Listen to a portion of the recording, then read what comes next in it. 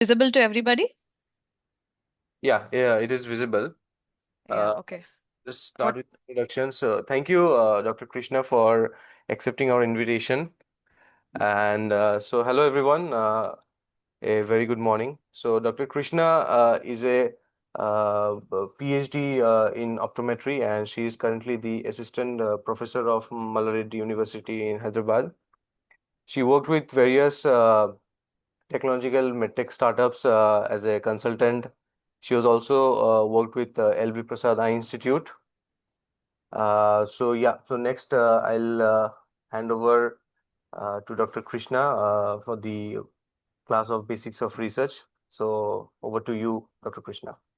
Yeah, that was a nice introduction to participants, and I welcome all the participants and the practitioners of Tripura and all of the country of India, and also my alumni students of Chandigarh University. I welcome you all for this, and thank you, first of all, Mr. Apu, for contacting me and giving me this opportunity to, share my knowledge with those who are as named as budding optometrists.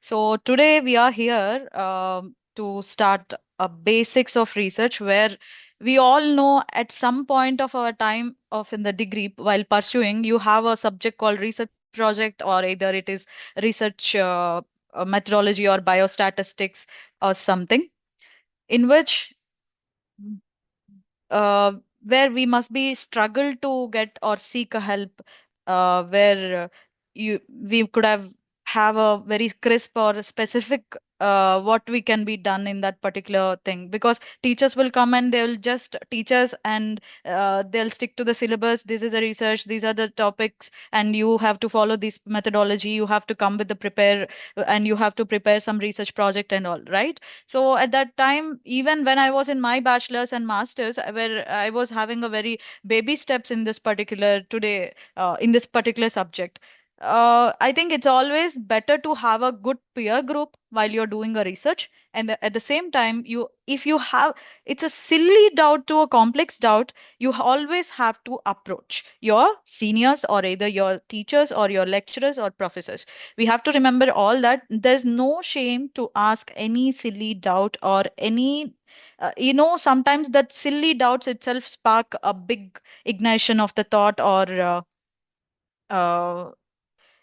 uh, any contribution in the research field. Coming to today's topic, where I would be having a eagle eye view, where I'll be peripherally and superficially and centrally covering what is research and introduction to it, like what are the things that we would be following, and what are the different types of formats that were concerning to research while you're writing a paper.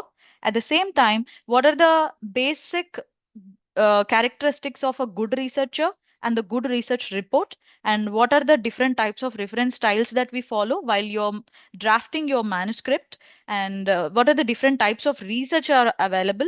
And one more thing, research process, once you have all this, like it's a very vague example that I used to give my students, that you have all the ingredients to cook but you don't know which one to put first. In that case, you need to know the process of the same.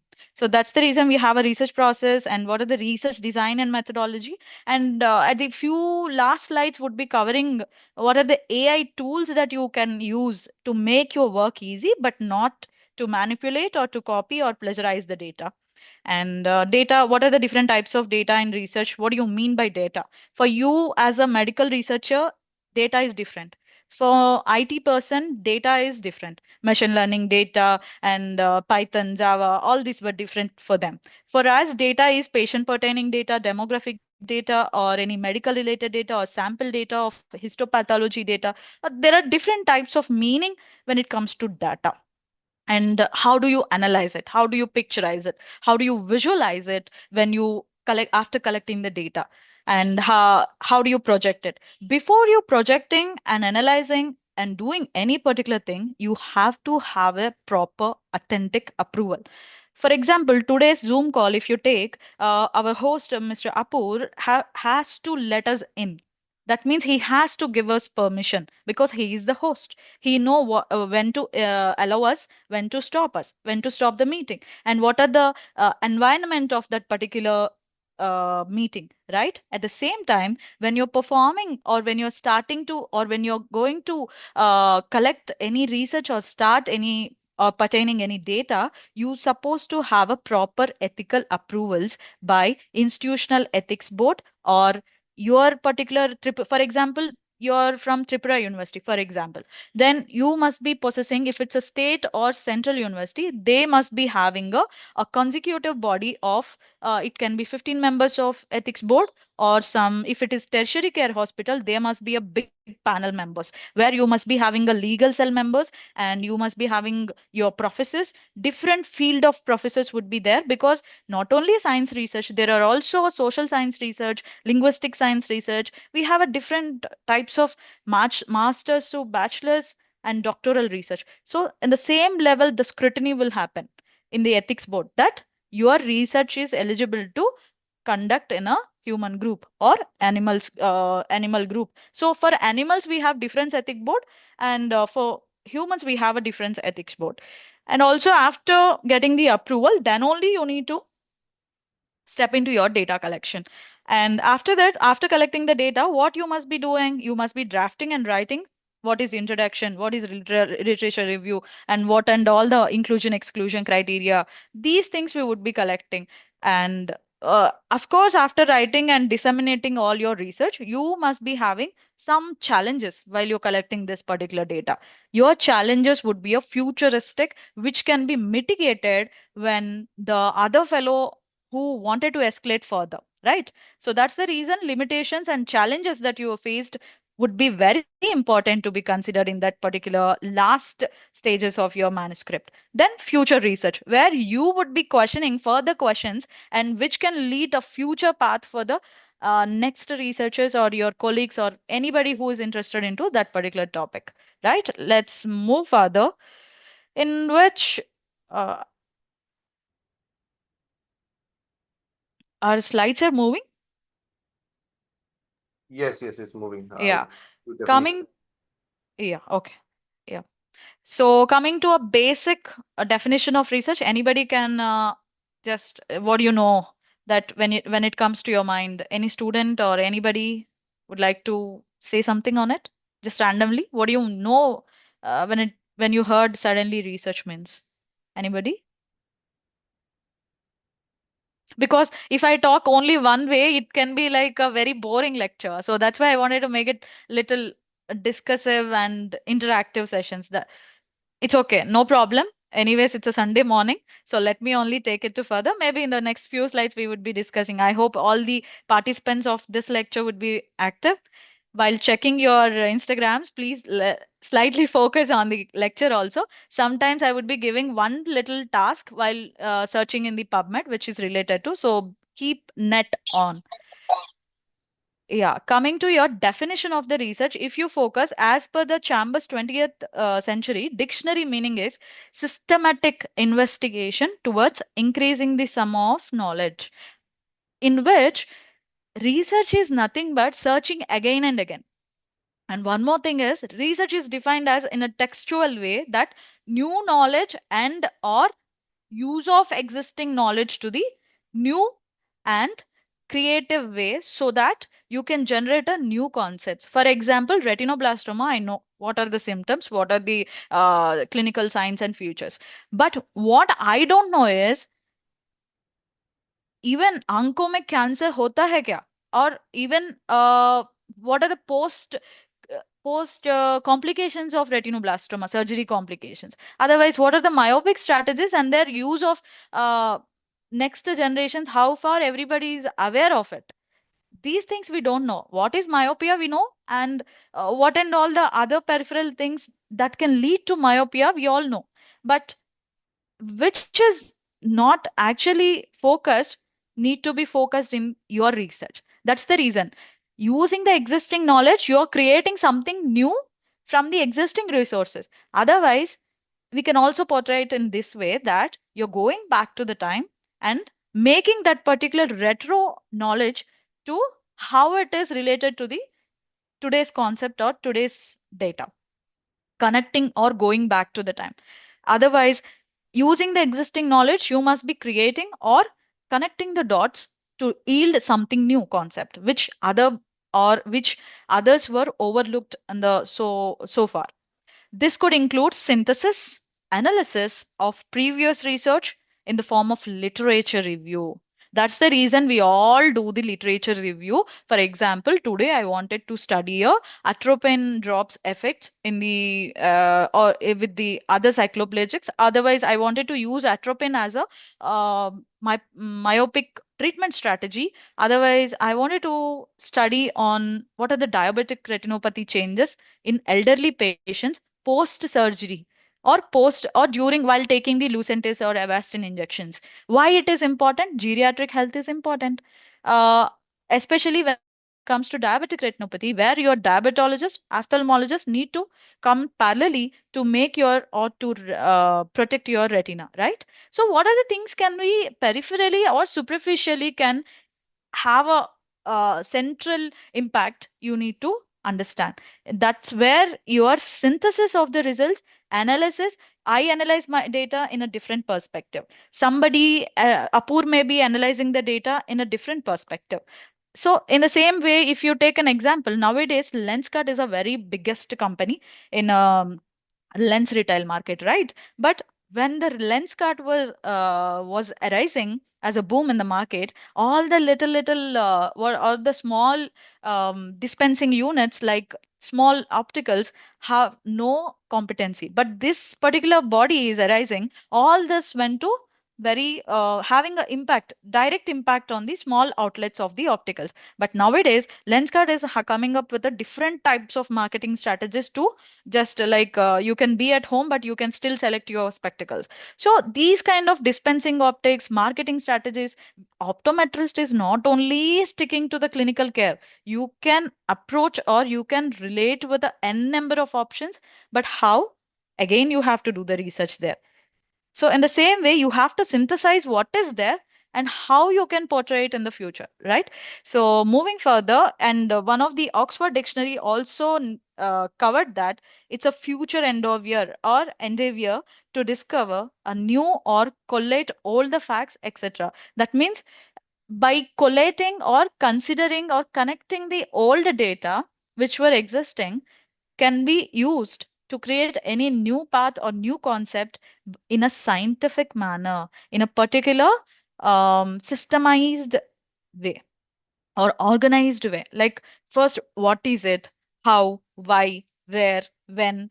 All these questions would be coming and covered in your introduction part. Always remember your manuscript can be having a n number of pages, but your published paper or you're going to publish any paper in the future, you have to have a restricted word count. Why? Because we cannot publish n number of papers or one paper with a n number of pages because journal having particular guidelines. So that's the reason there is a word restriction. But when it comes to your bachelor's research, master's research, you can use n number of data, you can write n number of literature review, and you can also add up different types of references in the your dissertation. One more thing, most of us would be getting confused when it comes to dissertation or thesis. At PhD level, you can call it as a thesis, and in India, I'm saying for masters and bachelors, we can say it is a dissertation. Master's level dissertation, my bachelor's dissertation, or my UG dissertation. So know the difference between dissertation and the thesis when to use the properly. So moving further, there are different types of examples for what is research. So research is doing it again and again.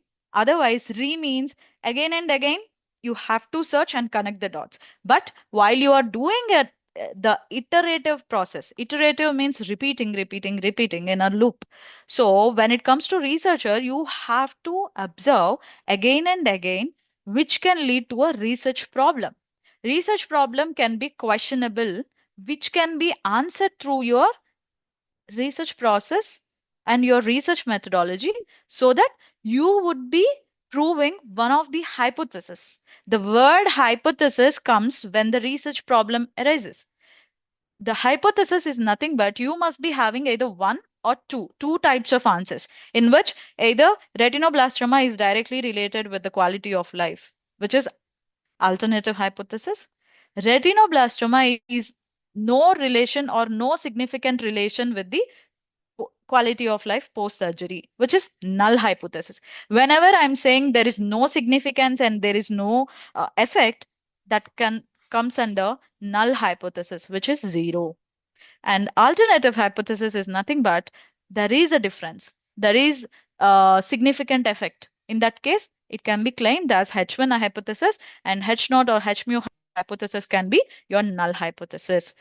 So moving further, so it's a step-by-step process, right? So which it involves, you have to collect the data. You all must be knowing by now, because I can understand you must be heard about research or research subject, and you all know, and you, I at least hope that you all have submitted at least one draft of research report to your college. Am I right? At least you all know what is research, and whatever so far I talked almost since last 10 minutes or 15 minutes, I think, is it able to followable, or you want me to change a little more, like, you want me to go in the flow, or you want more explanation in the further slides? Ma'am, it will be better if you explain more because we get the research in this semester right now. That's why. Okay. Okay. Thank you. Noted. So coming to the this particular slide, when it comes to when you are very new to this particular subject, you may ask one question, ma'am. We have, I think, optometry means measuring and measurements around and revolving around the eye, where we can study ocular diseases, optometric optics, dispensing optics, visual optics, blah blah blah. But why do we need to study research and methodology, which is nothing to do with our coming?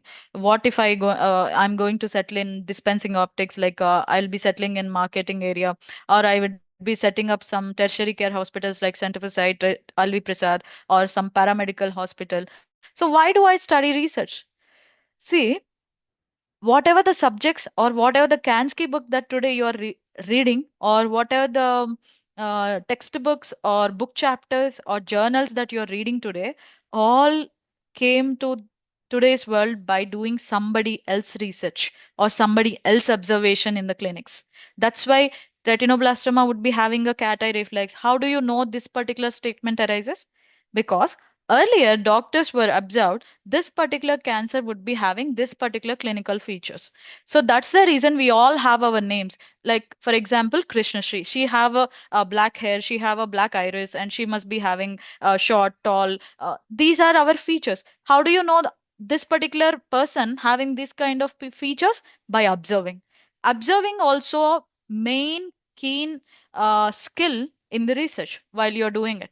Why research is important? Because you can come up with the new policies in the health sector, or if it is social sciences, you can come up with some new rules or setup of regulations where you can study and explore more in the further concepts for your future generation to advance daily, because we are in the AI generation.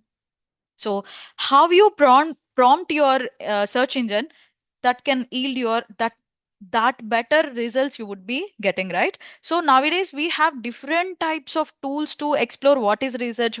Even online, one of the best tool to learn for a beginners is Scribble, which is a very scientific way to understand the basic beginner concepts. You can all follow that Scribble uh, blog to know more.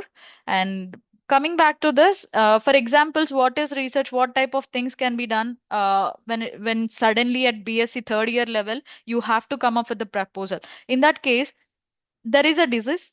For example, you all studied ocular diseases, and in that one disease made you like interested you, and you wanted to focus more on that particular disease. So how do you do that? You need to search more on that, what is known already, what is not known already. In that case, if you're very clear on that, then only you can form a questions, research questions, which can be your further objectives. When you have a research project idea in your mind, you have to execute it in action in the form of proper methodology. How can it be possible?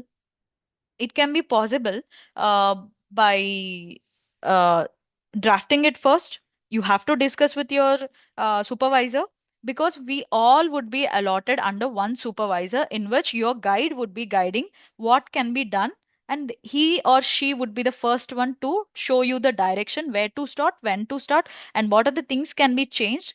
Because at this bachelor's level you have a cognitive capability where you can draft first one thing, and then you can go to your supervisor to discuss how far I can improve further, or what are the things lacking in my particular research idea. First, you have to have an idea, and then you have to put it in a such a form that IMRAD form, which is nothing but introduction, methodology, and review of literature and discussion. Any research idea should follow a basic skeleton of framework, which is nothing but abstract what you're going to do. You have to be very clear with your purpose, and you have to do some background of work, which is nothing but review of literature, in which you have to follow from time to time. For suppose I wanted to do a literature review on how far COVID-19 disease has impacted the economy. How can I do that? I have to go back, like search engines like Google Scholar, PubMed, Scopus. For example, is my screen is moving? Are you all able to see? Yes, ma'am. So I just wanted to show practically how it is. Uh, Either you can directly type on that, otherwise you can even type PubMed Scholar. Otherwise, just Krishna, we can only see the presentation. oh,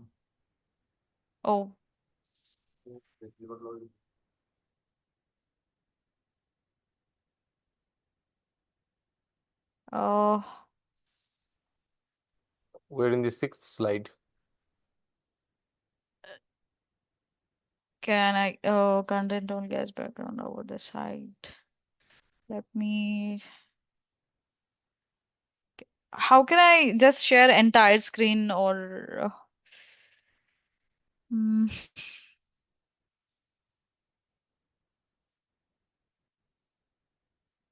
now, are you able to see?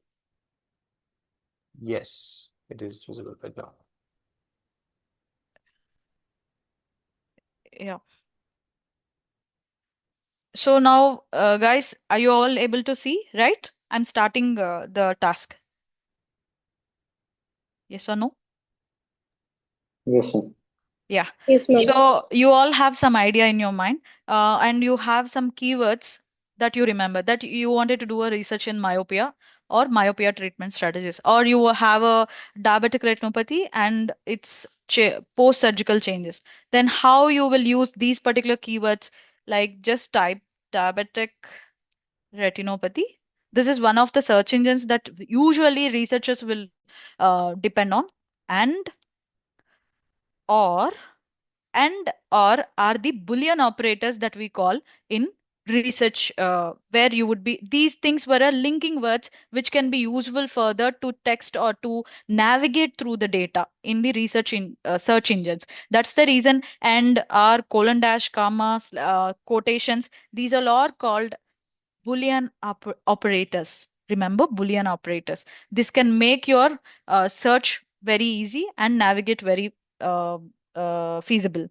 And or uh, treatment. Sorry, sorry for the spelling. Strategies. Let's search. So we have almost 49,751 results. Is it feasible to study? No. So, what can I do while I search any review of literature? I have to customize first. Do I wanted to follow last 10 years? Then I'll keep last 10 years. Then number drop to 22,626. Otherwise, I wanted to keep only 2012 to some 2024.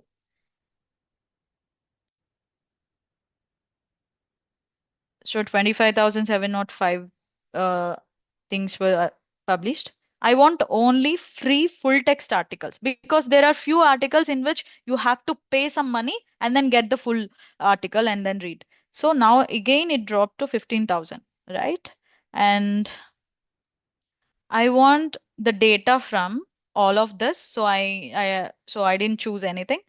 And if you want any further, now here you need to go by first titles only: diabetic retinopathy, screening, prevention, and treatment. So that's the reason it is highlighted in my search, because I have given end or treatment strategies. So are you all understand how to search and navigate the data? First, in the among 15,000 data, how do you think, ma'am, we can filterize?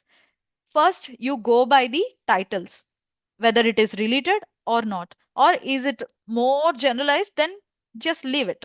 You first filterize the titles, then make it to some hundreds of data. Then from the titles, first you read the abstract. When you click on any link, see, first you would be having a title, whether it is review article or whether it is a original article. Original article is nothing but the research that you carried by yourself as a primary investigator. The review article is nothing but it's a secondary data where you are using some other existing sources and you have synthesized them in a different way set of rules. Like you, it can be scoping review in which you are connecting the time slots and you're going back and coming to today's date, what are the advancements happen. Otherwise, if it is original article, you have to come up with the proposal, you have modulated the methodology, you have different set of inclusion exclusion criteria, and you have come to conclusion saying that diabetic retinopathy has a direct impact on the geriatric population post surgery when it compared to quality of life with the control group, right? So I have first filterized based on the certain set of rules. It has to be abstract and it has to be in English. It has to be free and fully available in the web source. And now, after that, I have put a particular date range or the time range. And then now, based on my keywords, I have filtered out basing on the titles. And then you can also follow different set of authors if they are interesting facts that they have published, and you also wanted to lead further research life in the particular sector. In that case, you can just follow this particular author, and they have affiliations from where they have published this particular data. So you can directly write to them if you want any data or if you wanted to reuse their data in that case. So these are the affiliations of these three authors who has published this particular paper in 2024 August. And this particular data was a project published in Cleveland Clinic Journal of Medical Sciences. So these all things need to be know which journal, when it is published. DOI is nothing but date of issue when it came into the online. Affiliations, you can make it collapse and if you don't want, and it's a free article. Why? Because I have selected only free articles. That's the reason it is showing free articles. And you can just very superficially just skim it. If you don't want it to read it further, there are different types of AI tools like a paper pearl, and you have a TLDR, too long do read, which you have to keep an extension that as of now it is not there in my laptop. I usually just very quickly go by purpose. I'll read first and then methodology. If it is interesting, then I'll just directly go to results and conclusion. By that way, I'll just daily 10 articles I'll read and I'll filter out. Why? Because in the initial third year of your BSc, having a 1 year of research time, in which first 6 months you would be learning it, what is it, how it is done. And in that first 6 months, you need to propose one research proposal. So 6 months is very good enough to propose a new topic by doing 10 articles per day as a literature review. How you can store this up in the Excel sheet? You can just write what is the title of it, what is the methodology, and how you can do it. These all things you can just Excel sheet, you can just very simply you can type it. uh, I'll show it in the further slides. So once you skim through the abstract, if it is interesting, then you keep it, otherwise delete it. So here you can have a similar articles in which on the very left or right side of your PubMed, just click on the similar articles, which can be even navigate through same related articles further, where if you feel so it is related, then keep it in your search. Otherwise, you just, for example, photo screening of diabetic retinopathy. That means this is one of the diagnostic strategy to diagnose it at the early stage. So this is not my research motto. My research motto is to study about diabetic retinopathy and its treatment advancements, right? So I should not deviate. In the research, it would be very tempting to include, I wanted to do this objective also. I wanted to do this one also. I wanted to include this one also. So it would be, at BSc level, it would be very much stressful to do all the objective satisfy. So that's the reason, stick to your objective which you wanted to do. Objectives are nothing but what would be driving you through further 6 months based on your research proposal of today. So I hope that is clear. I'm just going back to slide. Is it visible? Yes, it is visible. So, what are the characteristics of a good report or good researchers? Now you all have a, what is research, where to search, and what are the things that need to be done. So, Google Scholar is a very generalized big data, you can say, in the research. Why? Because in the PubMed, if you see, there are PubMed indexed articles. That means whomsoever is publishing data, whether it is Scopus indexed, there are different types of authentications in the publishing of research, where Scopus indexed is a very high, for example, you take it as a plus journal, which can be indexing, having a higher impact and having a higher peer group review. But non-Scopus index like UGC, University Grants Commission, local country level recognition. So it is not that just because you didn't publish in the Scopus, that means your research is having a low quality. No, you should not feel that. In that case, earlier in our professor's time, there won't be any scopers, there won't be any such things. They just used to publish in newspapers. They just used to publish in textbooks as a book chapters. So never ever stick to that set of mind that my research would be having such quality or not. Always your quality can be improved based on how proactive you are, how you wanted to reach the community who are unreached. Because why do you want to publish? Because there are certain stakeholders, taking from ophthalmologist to patient. Nowadays, we all are Googling after COVID, especially what are the things that can lead to COVID positive. So this particular question have a research problem in which somebody has already published based on the all published data. Your Google would be giving you, if this so and so are the clinical symptoms, if you have these clinical symptoms, that means you are COVID positive. At some extent, it may say you have a cancer positive also. So don't rely on that. So how do you think your Google is responding for that? Because somebody has published a research kind of this. Based on these findings, the search engines are collecting the data and showing it on your UI, user interface, right? So now I don't want to rely on PubMed only. I wanted to include Google Scholar also. How can I do that? Uh, just type in your here Google Scholar, where you can see all articles irrespective of Scopus index, non-Scopus index. So just type a Google Scholar. Uh, See here, you just type retinoblastoma. See, I just kept quality of life in quotes. Why? Quotes is nothing but Boolean operators, one of the Boolean operators I said earlier. If I put that in quotes, that means I'm urging Google Scholar to show me only those articles which are having quality of life with respect to retinoblastoma. Only I want. I don't want any unnecessary data. So that's the reason I kept it on the quotes.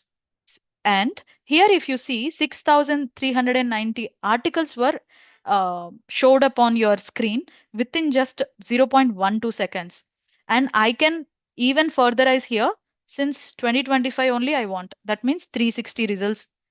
Otherwise, you want from since 2021. It's 1940. Here, I have an extension. That's the reason it is showing whether it is Q1 or not. Whenever you see Q1 articles, that means they are very best peer reviewed article. Q2 means A grading. Q1 is A plus. For example, you understand in that way in the research criteria. Quarter one, quarter two, quartile, and Q3 and 4 were UGC. They are localized and they are particularly very famous in that particular country, maybe, or it is not worldwide, or it is not, their, you can say the quality would be little reduced, where uh, these particular uh, peer review or these all would be compromised in the Q3 and Q4. So coming back to, so this is the way you can even see because of the extension that I have it. It's actually the extension is nothing but uh, Citer or something. I'll just post it to Apur. What are the AI tools can be available? Because I must be writing papers. So that's the reason I have included and so many extensions in my laptop. That's the reason you are seeing. But for suppose if you Google it on your Google Scholar, you won't see this Q1 and you won't see here the nation. Because in the review of literature, you must be wanting from which country this particular study has published. This is one of my own article, I think. Yeah, it's me only. This is from India, and this is also from India. Indian Journal of Ophthalmology, and this is Pediatric Blood and Medicine. These all things you can know, and so Google Scholar is also one of the search engines that you can rely on. One more thing, which is a A plus grade, I would like to show, is nothing but Scopus. That's the reason we always strive to publish in Scopus Index, which is a elsewhere publisher. So here you can go Scopus search engine, you can type and you can write the same keywords that whatever you have in your mind. Just go to Scopus search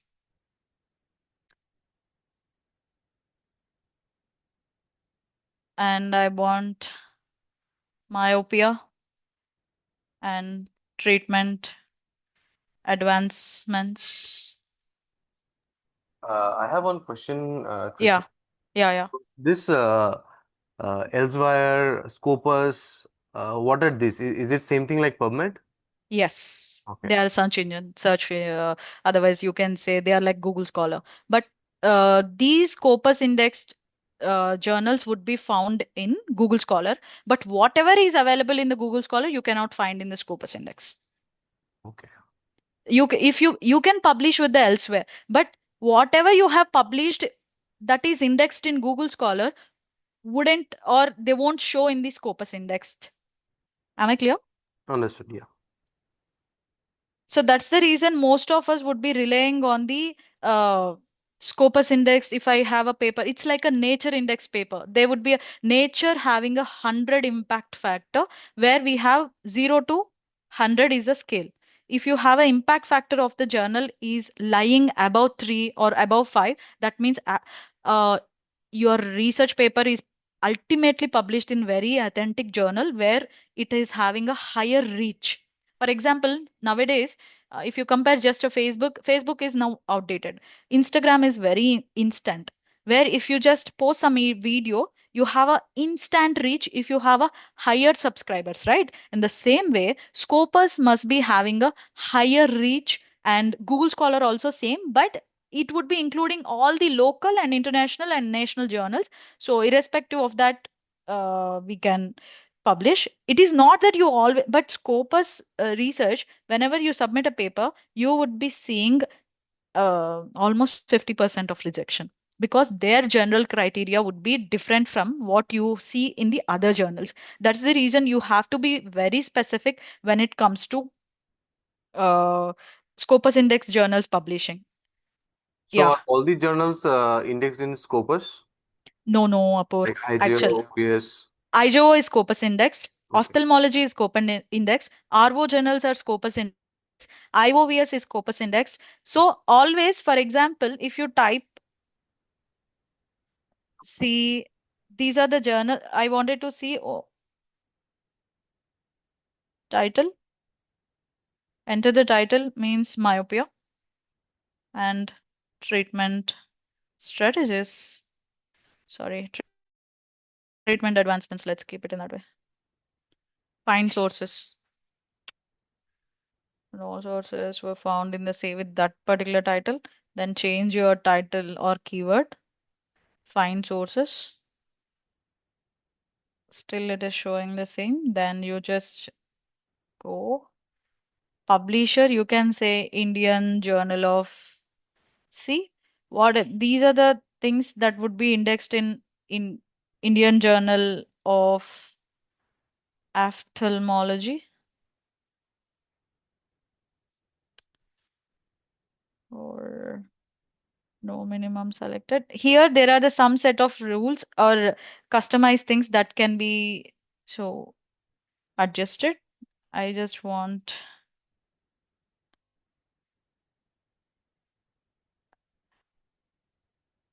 elsewhere publisher. Then I'll just click. So the Lancet having a 87.6 impact factor. Highest percentile of publishing is 99%. And citations. That means it is nothing but why it is Scopus Index, why it is not Scopus Index we need to publish, because if you publish your research in Scopus Index journal, it is having a higher reach where this citations. That means some 1,55,575 times that particular articles were getting quoted by somebody else. That's the reason Scopus is having a higher reach than the other local non-Scopus index articles. Till now, how many documents published from 21 to 24 quartile is 1776 only. Citing rate is 79% if you see. So these are the journals or the journal name. Annals of Oncology, Progress Materials. If you type Indian Journal of Ophthalmology also would be there, I'm very sure. Otherwise, how do you wanted to know whether a journal is Scopus Index or not? Then just type your journal name, then go to home of that particular journal. Then you would be seeing on the site whether it is indexed in or not. Indexing, otherwise you can type.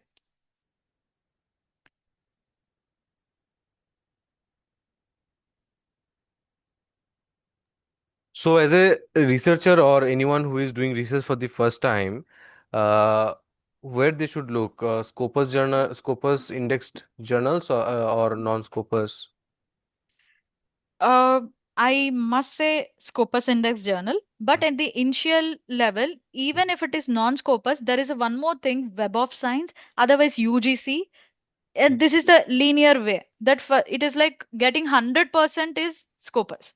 I want 95% and then 80% is like Web of Science, UGC. Then some, you also have, for example, I'll just show you now, ACTA Scientific Journal.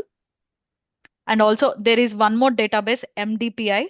These are non-Scopus index. MDPI is a Scopus index. Always you can find this. These are some international journal, but you can see, this is indexed in Crossref. Crossref and Index Copernicus and DRGI, Slicet, Road, ResearchGate. These all are very, uh, you know, search engines that can be used more in outside of the India than the in India. So that's the reason these search engines, this particular journal is indexed in. Like this, you can see if it is indexed in Scopus, you can also see it is indexed in Scopus. For example, let me show you Turkish Journal of Ophthalmology.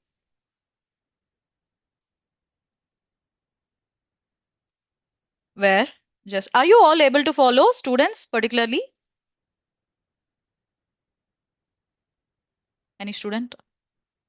Yes, ma'am. I know, I understand in the morning it is like dumping of data. Just try to understand. Uh,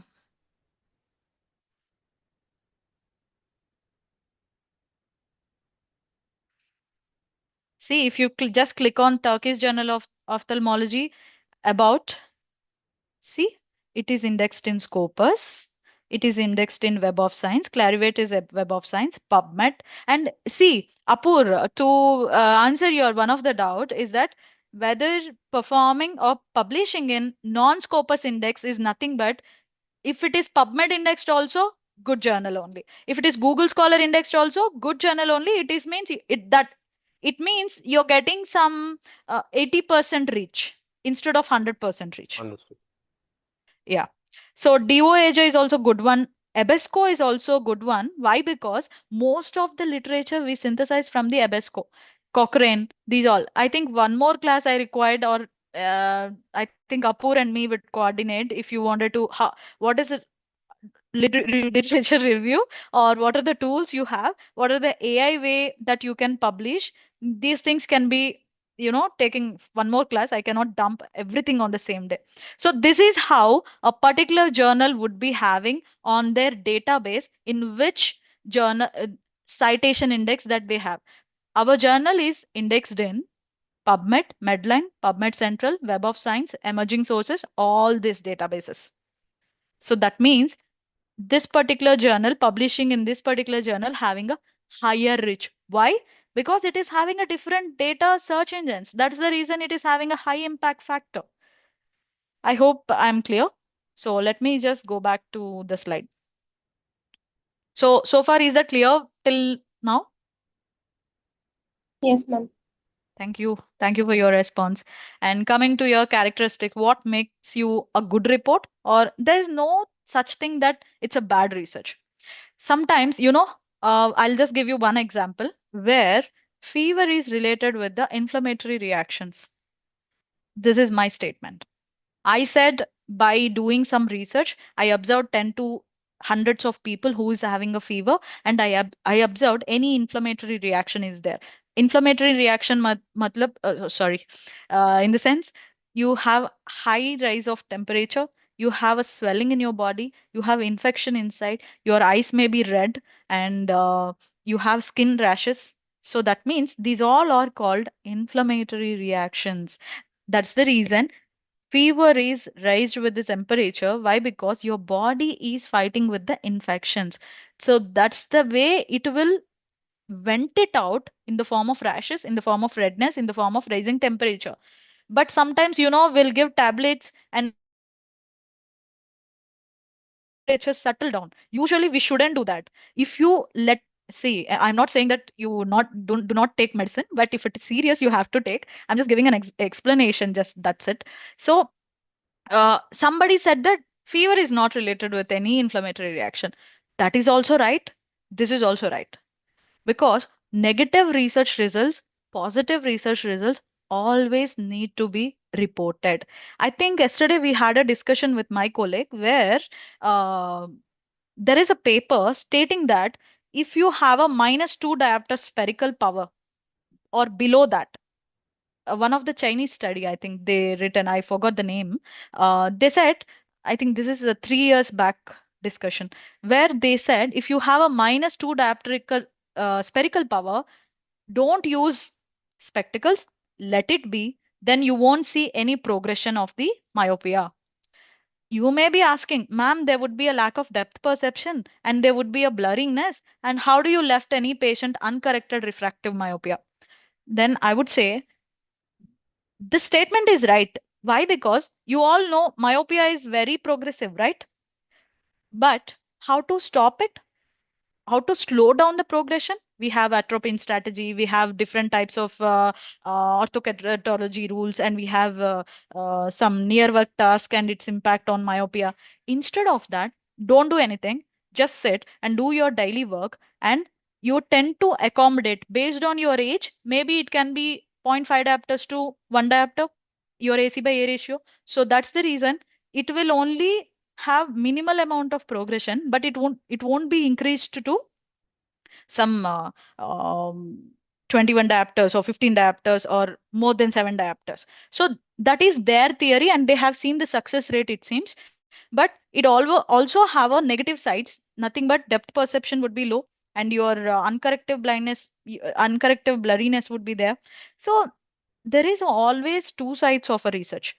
Your other coin is positive side, another coin is negative side, but we have to mention both the things. And you can even say that my research results or our study results are not existing or comparing or coming parallel to with the existing literature. So our study population have showed different set of characteristics. But existing studies, Paula Belson said that quality of life is affected in retinoblastoma survivors. But my study results are showing retinoblastoma survivors were happy with their treatment and they are coping up with the nowadays activities. Why? Because 5 years back we don't have AI boom. Today we have AI boom and we have advancements where every parent got to know what is retinoblastoma, maybe because of the hackathons, because of the awareness programs, because of 95% of cure rate, right? These are the peripheral things which can impact your study results. So in that case, it is very important to say negative results to be published, to say positive side of the results to be published. Never ever say that my results got different set of conclusion. What should I do now? You have to show up and you have to speak and defend it very well. So nothing to worry if you got some different results. That means you are literally at a good path and good direction. So coming back to what are the characteristic as a good researcher, you have to be enthusiastic. You have to be very enthu. Otherwise, nobody will, push you further. You have to be very efficient what you're doing, and scientifically you have to prove it, and it should be very effective for the future generations and future research. It has to show some new path, and you have to be very proactive. I don't say active. You have to be proactive. If you wanted to pursue masters, you have this BSc level paper can be published in Scopus indexed, and because of this you can get n number of opportunities. You can get to meet people, you can travel to RO conferences, you can travel all over the world and get the knowledge. Don't stick to one particular area and I wanted to settle in Tripura, I wanted to take care of dispensing, or I wanted to settle in some paramedical hospital. Don't think that. Always have you keep your mind and options very broad, so that I have worked as a consultant strategist, where being an optometrist I worked for cardiology projects and medtech market. I provided my subject matter expertise. Later I came and settled in the teaching field of optometry, and where earlier I worked for LV Prasad, where I was very keen into clinics, where day to day I would be seeing the patients and everything which you are doing right now. So other than that, you can also have some other uh, you know different opportunities by choosing the research. So you have to be proactive for that, and you have to be resourceful but for that, and you have to be very creative how you can visualize your data. If you observe my further slides, there would be a different, I would be highlighting. I'm a such kind of person where I would be using different types of pictures, visualizations. That's the reason you're seeing some kind of visuals here. Why? Because humans were very attracted to any moving or visualizations. That's the reason you can grab your fellow attention. So always use some creative visualizing or creative thoughts to be one of the handy thing that you can use while you're doing a research. And one is honest. You should not manipulate your data. For suppose earlier I said a statement, fever is related with the inflammatory reactions, but I got a result. My patients showed they have fever, but they don't have any swelling in their body, or they don't have any skin rash. They have very minimal inflammatory reactions. I have to publish the same. I cannot manipulate it. Yeah, yeah, my research also, I can manipulate that these skin rash is positive. Something is positive. No, I should not manipulate that. Otherwise, I have to do the retest for the same patient by taking some time. And economically, how resourceful you are, that also you need to be very particular about. And whether your research are reliable or not, also you can uh, you know there were many people who would be doing research on myopia. Literally, if you type myopia in Google, you will see lakhs of articles. But how far your results are reliable is the question. So you have to be very reliable person so that you can rely on that particular results, even if it is 20 patients data, even if it is lakhs of data. So what makes your report is very good and authentic? You have to be accurate, specific. You have to showcase the factual things, and you have to very clear about you wanted to study about diabetic retinopathy and its treatment strategies, or you wanted to study about morphology of retinal vasculature in diabetic retinopathy patients. Be specific. Don't keep one title and you study another thing. You just be very purposive and selective while you're drafting your research proposal. Am I clear? Yes, ma'am. Okay. Is it boring? You want a break or Apur? Or shall I continue? No, no, no. Go ahead. I mean, Yeah. Okay. Then your report need to be complete by having an introduction, proper methodology. Under the methodology, I would like to show you one of my doctoral PPT here, which is very back then I prepared. Uh, Meanwhile, it gets opened. Let me discuss that. Are you all able to see a new slide? Yes, ma'am. Yes, ma'am. Yeah, Yes, this ma'am. is one of the study that I did in my doctoral time, where see I have a in a systematic proper way, and I'm very much clear that what I'm doing, and I have different set of rules and regulations to prepare this particular PPT. Always remember your PPTs. Your if you're going to present in a any conference or any seminar, you're going to be. I am very much sure today because all of you are going to be very good and excel in your future research time. Why? Because Apur, when he called me to, for this talk, I was very much interested. Why? Because few people were very enthusiastic to learn the things. Then I understood you all going to be do a very good job. So that's the reason when you're having that professionalism in your mind, you have to be very thorough with your slides. That's the reason one of my lecturer, Professor Geeta K. Vemganti, said one day that you cannot use many designs in your PPT. Let make it clear. Usually in LVPI also we follow this that keep a white background, or maybe in edges you can have some logos, something. Otherwise, always keep a page number or slide number and your title, which need to be run for the every other slide. You wanted to highlight some particular thing, just highlight it simply. Use some bullet points. Don't dump the data on slide. And also you can give a footer, what it is showing. Or if you wanted to quote one particular reference here, you can add that. And just why you're doing this study, rational behind it. Why not this? Doing a study in cataract patients is superior than doing a study in some normal low vision patients, which is important. So you have to decide, being a researcher, being an optometrist, you know how many patients of low vision patients you are seeing daily, or how many cataract patients you are seeing daily, or which is unfocused, which is focused already, well established already. I think still nowadays low vision aids were not well established at that similar when you compare with cataract advancement strategies. So hypothesis, what I would like to prove. See, in here I didn't mention alternative hypothesis or null hypothesis. Why? Why? Because there is a discrepancy in quality of life of RB survivors. This particular statement was proved already. That's the reason I didn't make any hypothesis, and I came with the certain theory that with the increased survival of RB patient, understanding which is important to that particular quality of life survivors of RB patients, which need to be have a greater focus than studying the treatment strategies.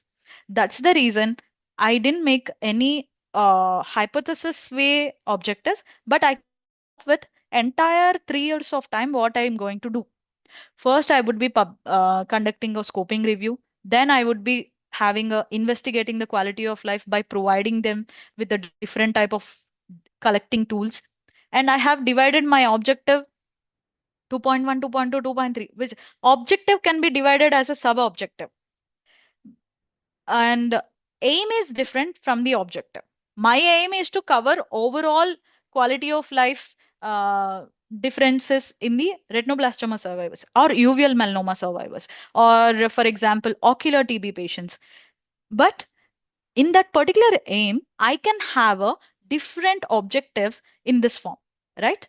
and C, IEC approval. I have this particular institutional ethics approval in which University of Hyderabad provided me a particular opportunity where I showcased them, where some 10 to 20 people would be there, and you need to present your proposal. I would be doing this. These are my patients. I would be going to Data Field Center for Sight. I would be affiliating with the LV Prasad. I would be collecting data from two hospitals. Otherwise, I would be traveling to Tripura. I wanted to study a environment of ocular oncology in Tripura Paramedical Sciences. Otherwise, I wanted to study or ergonomics of the RB care in Ghana, in which is one of the country in Africa. Otherwise, because when you compare intranational, international, there are very disparities of providing a healthcare. In that case, you need to travel. For travel, you need to have permission. To permission, you need to have approvals. Approvals, one of the approval is institutional ethics committee. There is a one of the governance body which approved you that this particular research, if they carry, there won't be any harm to animals or any living organism. That means they've given a stamp to you that your research is not going to harm anybody. That is, you would be allotted one particular number. Then you can go further. Objective wise methodology. What is my inclusion criteria? What is my exclusion criteria? I have kept a time period from 2000 to 2022. My inclusion criteria is the study focused on the quality of life or retinoblastoma. Then I'll include that particular study. That study is supposed to be having a primary data and or any RCTs, randomized control studies, or any published data in English. Exclusion criteria is I would be excluding the studies which published in any other languages other than English. Uh, this is my set of rules that I published. So while I did the review, literature review, if you can see this, this is a prismatic diagram, or you can say this is one of the Prisma 2020 flow diagram. When you're publishing your data, journals would be insisting to draw flow diagram how you iterate or you yield the data. What I did, previous studies identification via databases, identifications of new studies via other methods. So first I have a three methods. I have PubMed, I have first screening and then filterization and identification. I have included Google Scholar, PubMed, Web of Science, Scopus. From each article with related to my keywords, I have 100 found here, 110 found here, 77 and 18 following. From this, there would be a duplication of the data. I said no. Scopus indexed articles would be presented in the Google Scholar, but whatever is present in the Google Scholar won't be seen in the Scopus. So in that ways, I need to compare and exclude the duplication. For somehow, I can pile up with the 17 articles by excluding and deleting. So I need to yield the data like this. I said Excel, how you can store the data. If you read any study today, per day, if you keep any 10 studies, just you write their author name and type of the study it is, and what are the research gap that you found, and what is your future focus that you wanted to keep or you wanted to highlight. You can also follow introduction, methodology of the study, what are the study results of that particular study, and what is your future focus. Sorry. So this is my summary of the first objective. So again, my second objective. So here comes, this is my original study. Earlier objective is review based. The second objective is original based. That means I need to define entire proposal. I am the primary investigator. So that's the reason I'm doing study in India, Hyderabad. Study design. There are different set of rules, different set of research designs. Case control study. If I'm having a RB positive and RB negative, which would be act as my control. Sampling selection. There are my retinoblastoma survivors parents selected from different states of India, because in one hospital there would be a patients from different set of nations and different set of states. So I have included all of them. I also collected the responses from the patients at the same time. Patients. Sampling technique, convenient sampling. I have there are different set of sampling techniques: convenient sampling, judgmental sampling, purposive sampling, and probably there are different snowball sampling, randomized sampling, in which if you're collecting the people randomly, one I'll collect from this row. Next patient would be roll number 5. Next member would be patient number 10. So I'm just randomly picking. That would be your randomized sampling. Convenient sampling is nothing but based on my availability, I would be collecting the sample in that way. But snowball sampling is nothing but you said some patient, it's like a mouth branding. You told some patient that I would be doing a eye checkup today. If you know anybody, please bring them tomorrow. It's like in a very layman language. I'm explaining you, but textbook definition would be differ. And purposive sampling means I want only those patients who is having a keratoconus positive. That means purposive. I'm being judgmental.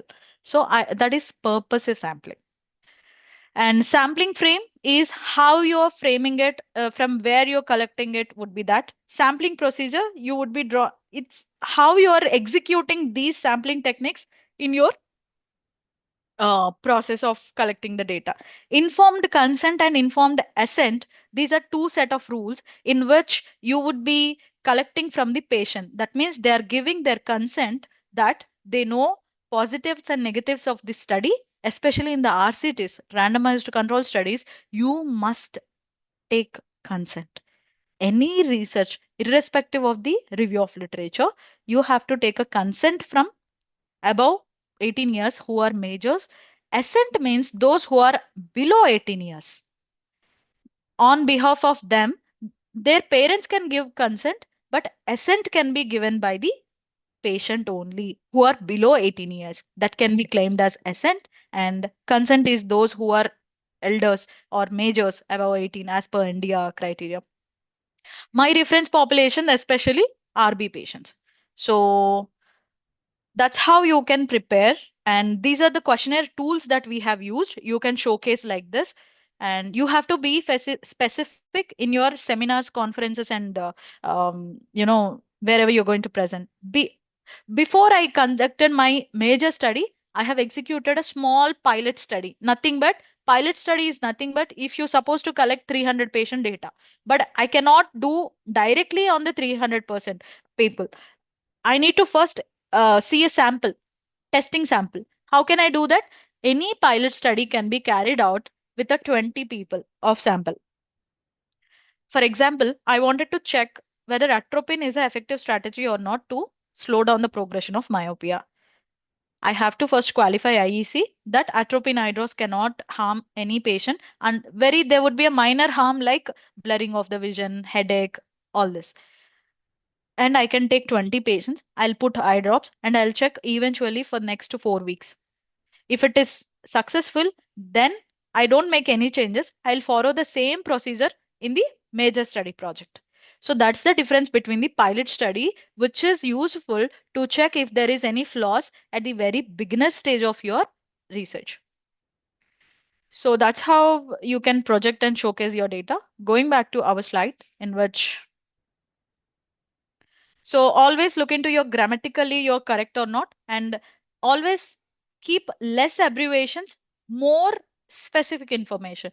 Don't go by ARVO, Association Research Journal for Visual Ophthalmology. Don't keep it ARVO, or anterior ischemic optic neuropathy. You have to first give brief about the thing and then go with the abbreviations. But don't start always with the abbreviations more. Okay.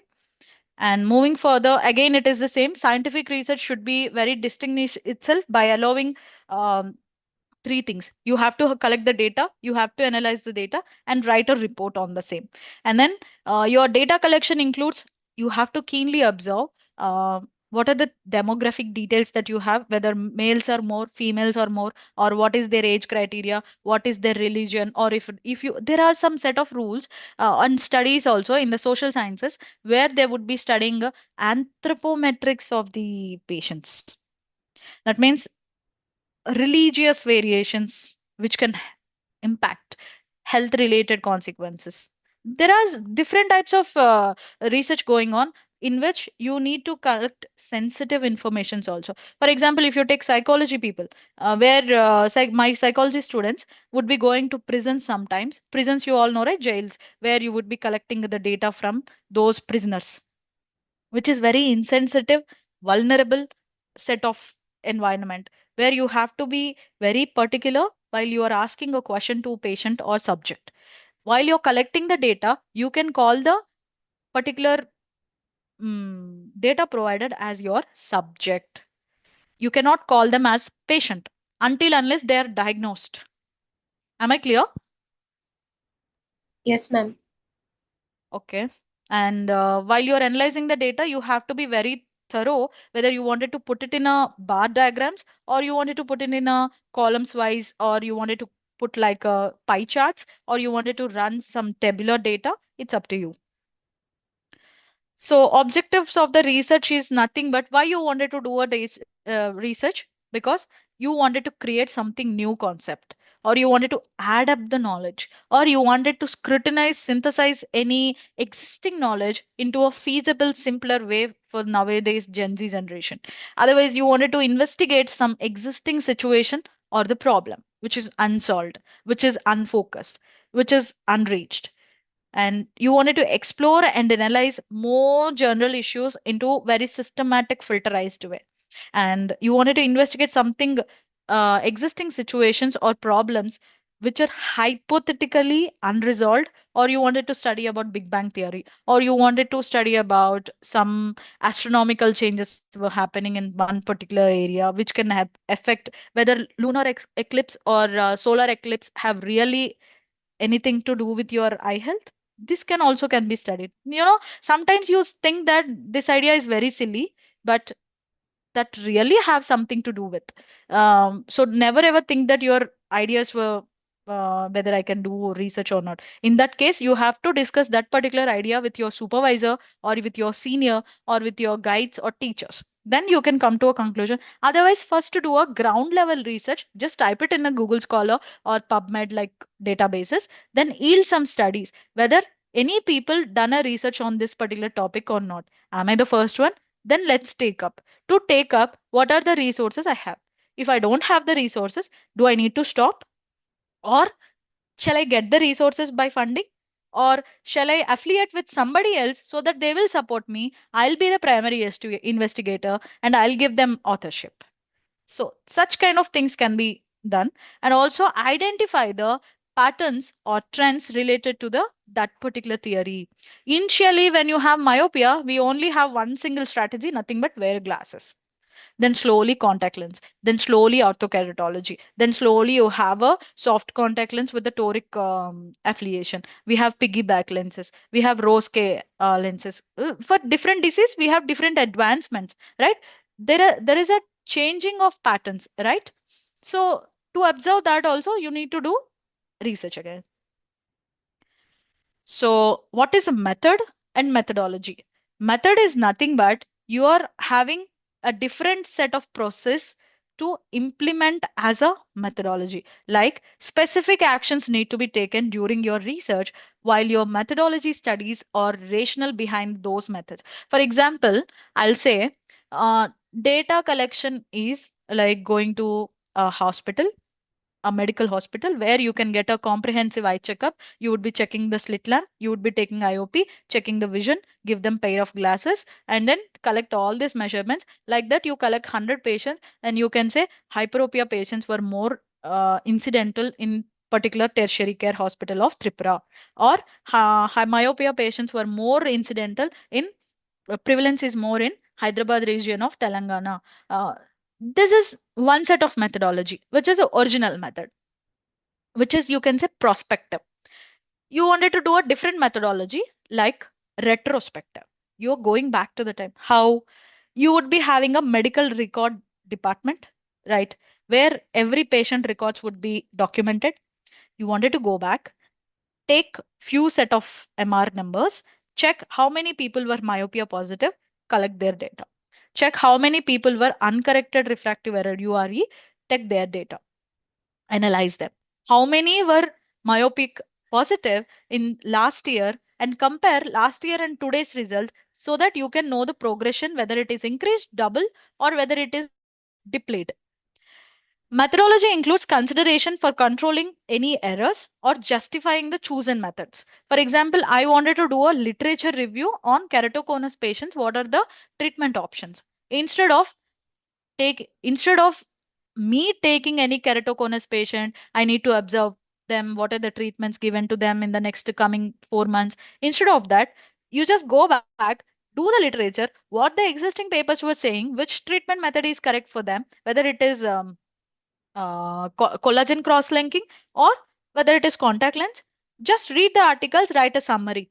It's like you're writing a blog in a systematic way, in a systematic set of rules, having introduction, having methodology, having results, and having some conclusion.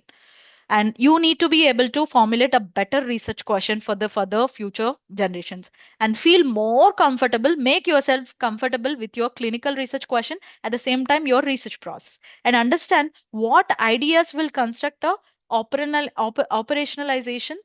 It's like SOP, having a standard operating procedure. For retinoscope, how do you use it? You have a different set of SOP. For IOP, how to collect the IOP, you have a different set of SOP. So at the same time, to do a review of literature, you have a different set of SOP, and to do a original research, you have different set of SOP. Always standardize your what you wanted to do. Just make it a note of it and then get it approved by your concerned supervisor or concerned teacher, right? And understand the major differences between what is quantitative and what is qualitative approach. Quantitative approach is nothing but you're quantifying the measurements. Qualitative study is nothing but you are studying about the patient feelings or your qualities. This set of male people having a black color iris or brown color hair, these things would be your qualitative. Quantitative, you have there are 5 people were present in the room where 2 were male, 3 were female. This is quantitative study. So you always should have a clear purpose why you're doing that. Research is a iterative process. Remember that. And you have to, tomorrow is your research proposal submission. Today also you can get one popping out in the Google Scholar that there is a something new in your research area. You need to include that also. So no, if you don't want to include also, no problem. Whatever you are specific, just include that. So be specific while you're performing literature review, and research is always iterative process, again and again and again and again. And Albert Einstein once said that if you knew that we were doing it, sorry, if we knew what we were doing, it wouldn't be called as a research, would it? No, right? That's the reason earlier I said quality of life is directly related with the retinoblastoma survivors. That means it's already proven. So what should I do? Unnecessarily, I'm wasting the resources, right? That's the reason, as per Albert Einstein, you have to always focus what is unknown. Your research should lead to unknown factors, which is not focused, under focused uh, set of concepts. And you have to specify your details, which on whom you're doing, on where you're doing. Are you doing on pregnant women, or are you doing on vulnerable population? Are you doing on reservation people, such as anthropometric measurements, or you're doing on somebody who is not at focus till date? So don't let your methodology drive the question. Your question should drive your methodology. So you're feeling I can also do some research review and I'll also do some original article. No. Sometimes these two aren't feasible. At bachelor's level, you do a minimalistic and specific, reachable, achievable, these set of research. You need to choose. I always say it would be very tempting to include blue light radiation emission exposure before you sleep in nowadays Gen Z generation. Because including me, before I sleep, I'll hold my phone. I'll check whom and all messaged me. I'll just scroll some Insta reels. But this particular blue light radiation before I sleep have some corneal changes. So doing this particular idea based study would require patience, would require standardized methodology. Instead of doing collecting cataract prevalences in one tertiary care hospital in a day. That may be easy, just counting how many were cataract positive and what are their lens morphology and what type of cataract it is, what are the treatment process, and what is the vision reversibility percentage, how many is the success rate. It's very easy because it's literally easy. Why? Because resources were very evident. You need to pick them. That's it. But always it would be very scary. Sometimes you would be left uncertain. You feel like leaving the course, and you feel like I don't want to do it. I need to stop and take a pause. Just do it. But if you're feeling that, that means you are in a right path when you're studying this particular research subject. So don't get defocused or demotivated. Always take a break and then start it again. What are the types of research? As we discussed this, there are different types of research, which is empirical research. That means you would be collecting and analyzing the data from the real world phenomena. Nothing but at this point, cross sectional design. Nothing but from today morning 10 a.m. to evening 5 a.m. I'm going to, sorry, evening 5 p.m. I'm going to take a cataract surgery related patient, morphology related, whether it can be slit lamp examination, or whether I would be doing B scan, or whether I would be taking a diabetic retinopathy patient's OCT examination. At this point, I'm listening to this particular class.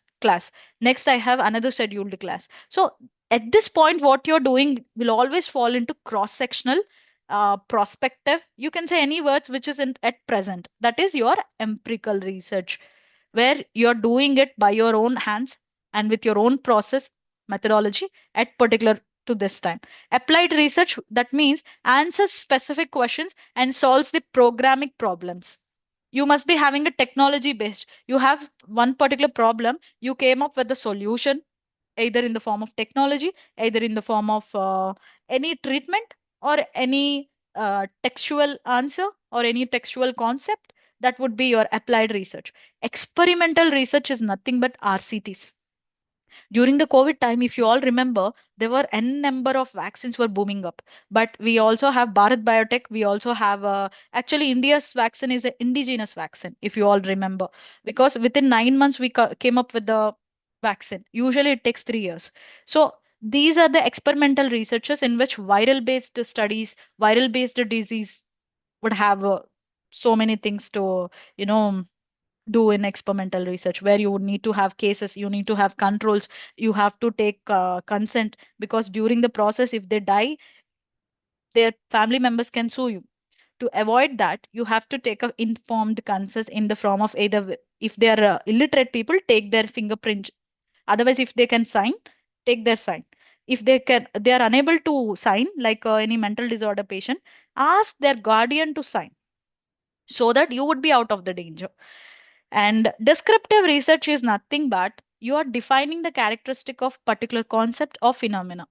About diabetic retinopathy, having a microaneurysms, and they must be having a dot and blot hemorrhages, and you would be performing OCT, and the patients would be elderly patients from above 40, and so, blah, blah, blah. This would be descriptive in nature. One more thing, exploratory research, nothing but you are exploring existing research and nowadays concept, you're clubbing it. Nothing but literature review, you can say. Fundamental research is nothing but expanding in a elaborative essay way about existing or current topics. Conceptual research is nothing but you're developing a new ideas and theories in a manner of textual. So types of research methodologies, you can correlate. I wanted to correlate the correlation between uh, myopia, corrected myopia, uncorrected myopia. I wanted to correlate which is having, if we left untreated myopia, what happens? If we treat myopia, what happens? That you're correlating. Experimental, I wanted to study the morphology of bone marrow biopsy of retinoblastoma patients, so that I can come. There are many exosomal studies how to treat a childhood eye tumor. Ethnographic studies, nothing but I'm going to some tribal area where I would be collecting their day-to-day life. These are the things that social sciences people will do. Ethnographic, anthropology, and content analysis in the form of thematic approach. grounded theories, or focused group discussions, where you would be calling the people, taking their opinion. One would be writing down the responses, another would be asking the questions. There are open-ended questions, closed-ended questions. Open-ended questions would be patient can say and explain anything. Closed-ended questions, yes or no, right or wrong, this or that, one or two. Am I clear? Or I'm just talking? Hello? Yeah, yeah. Yes, ma'am. Yeah. Apur, how much time I have? It's up to you. I mean, people must be boring because if I'm continuously talking, is that okay if I continue? Yeah, yeah. I also take long classes. It's up to you, I think. Yeah, Yeah. I want participants also respond for the same. sure. Yes, ma'am, it's okay for us. Yeah. Thank you. Thank you. Bear me for one more hour. So, or half an hour, I'll try to complete. I can understand because we can only focus for 20 minutes as per the studies. So that's the reason. It's okay if you wanted to have water while you just hold your phone and just you pick it, put it in speaker and just move around. I don't have any problem. You feel that we are just talking and exchanging the ideas. I don't want to dump the data. I want at least one of you to understand what is a basic concept, what you what you can pick by the end of the day. And casual and comparative, that means you're having a case and you wanted to compare RB positive patients with the those patients who came to your hospital for set of glasses, one pair of glasses for their myopia. You can compare these people characteristics and their people characteristic and coming up with the conclusion. And action and survey is nothing but you need to have a different set of questionnaires in which what is your food practices, if it is nutritional, what are the nutritional strategies in age related macular degeneration. Otherwise you can say research by practitioners, what can be done. And qualitative side you can include content analysis, ethnographic studies, and correlational, and all the descriptive things. Quantitative is nothing but you're running some diagnostics, running OCT, running slit lamp, or collecting IOP, such kind of things. And moving further, these are the different set of research designs in which you have observational and you have experimental, where under the observational you have descriptive and analytical. This is very important slide. What are the different research designs that you would be following? Because while you're following observational, you cannot follow experimental. If you're performing RCT, you can still write descriptive, but you cannot, while you're descripting, you cannot perform RCT. Am I clear? Yes, ma'am. Case Yes, ma'am. report under the observational studies, you have descriptive, analytical.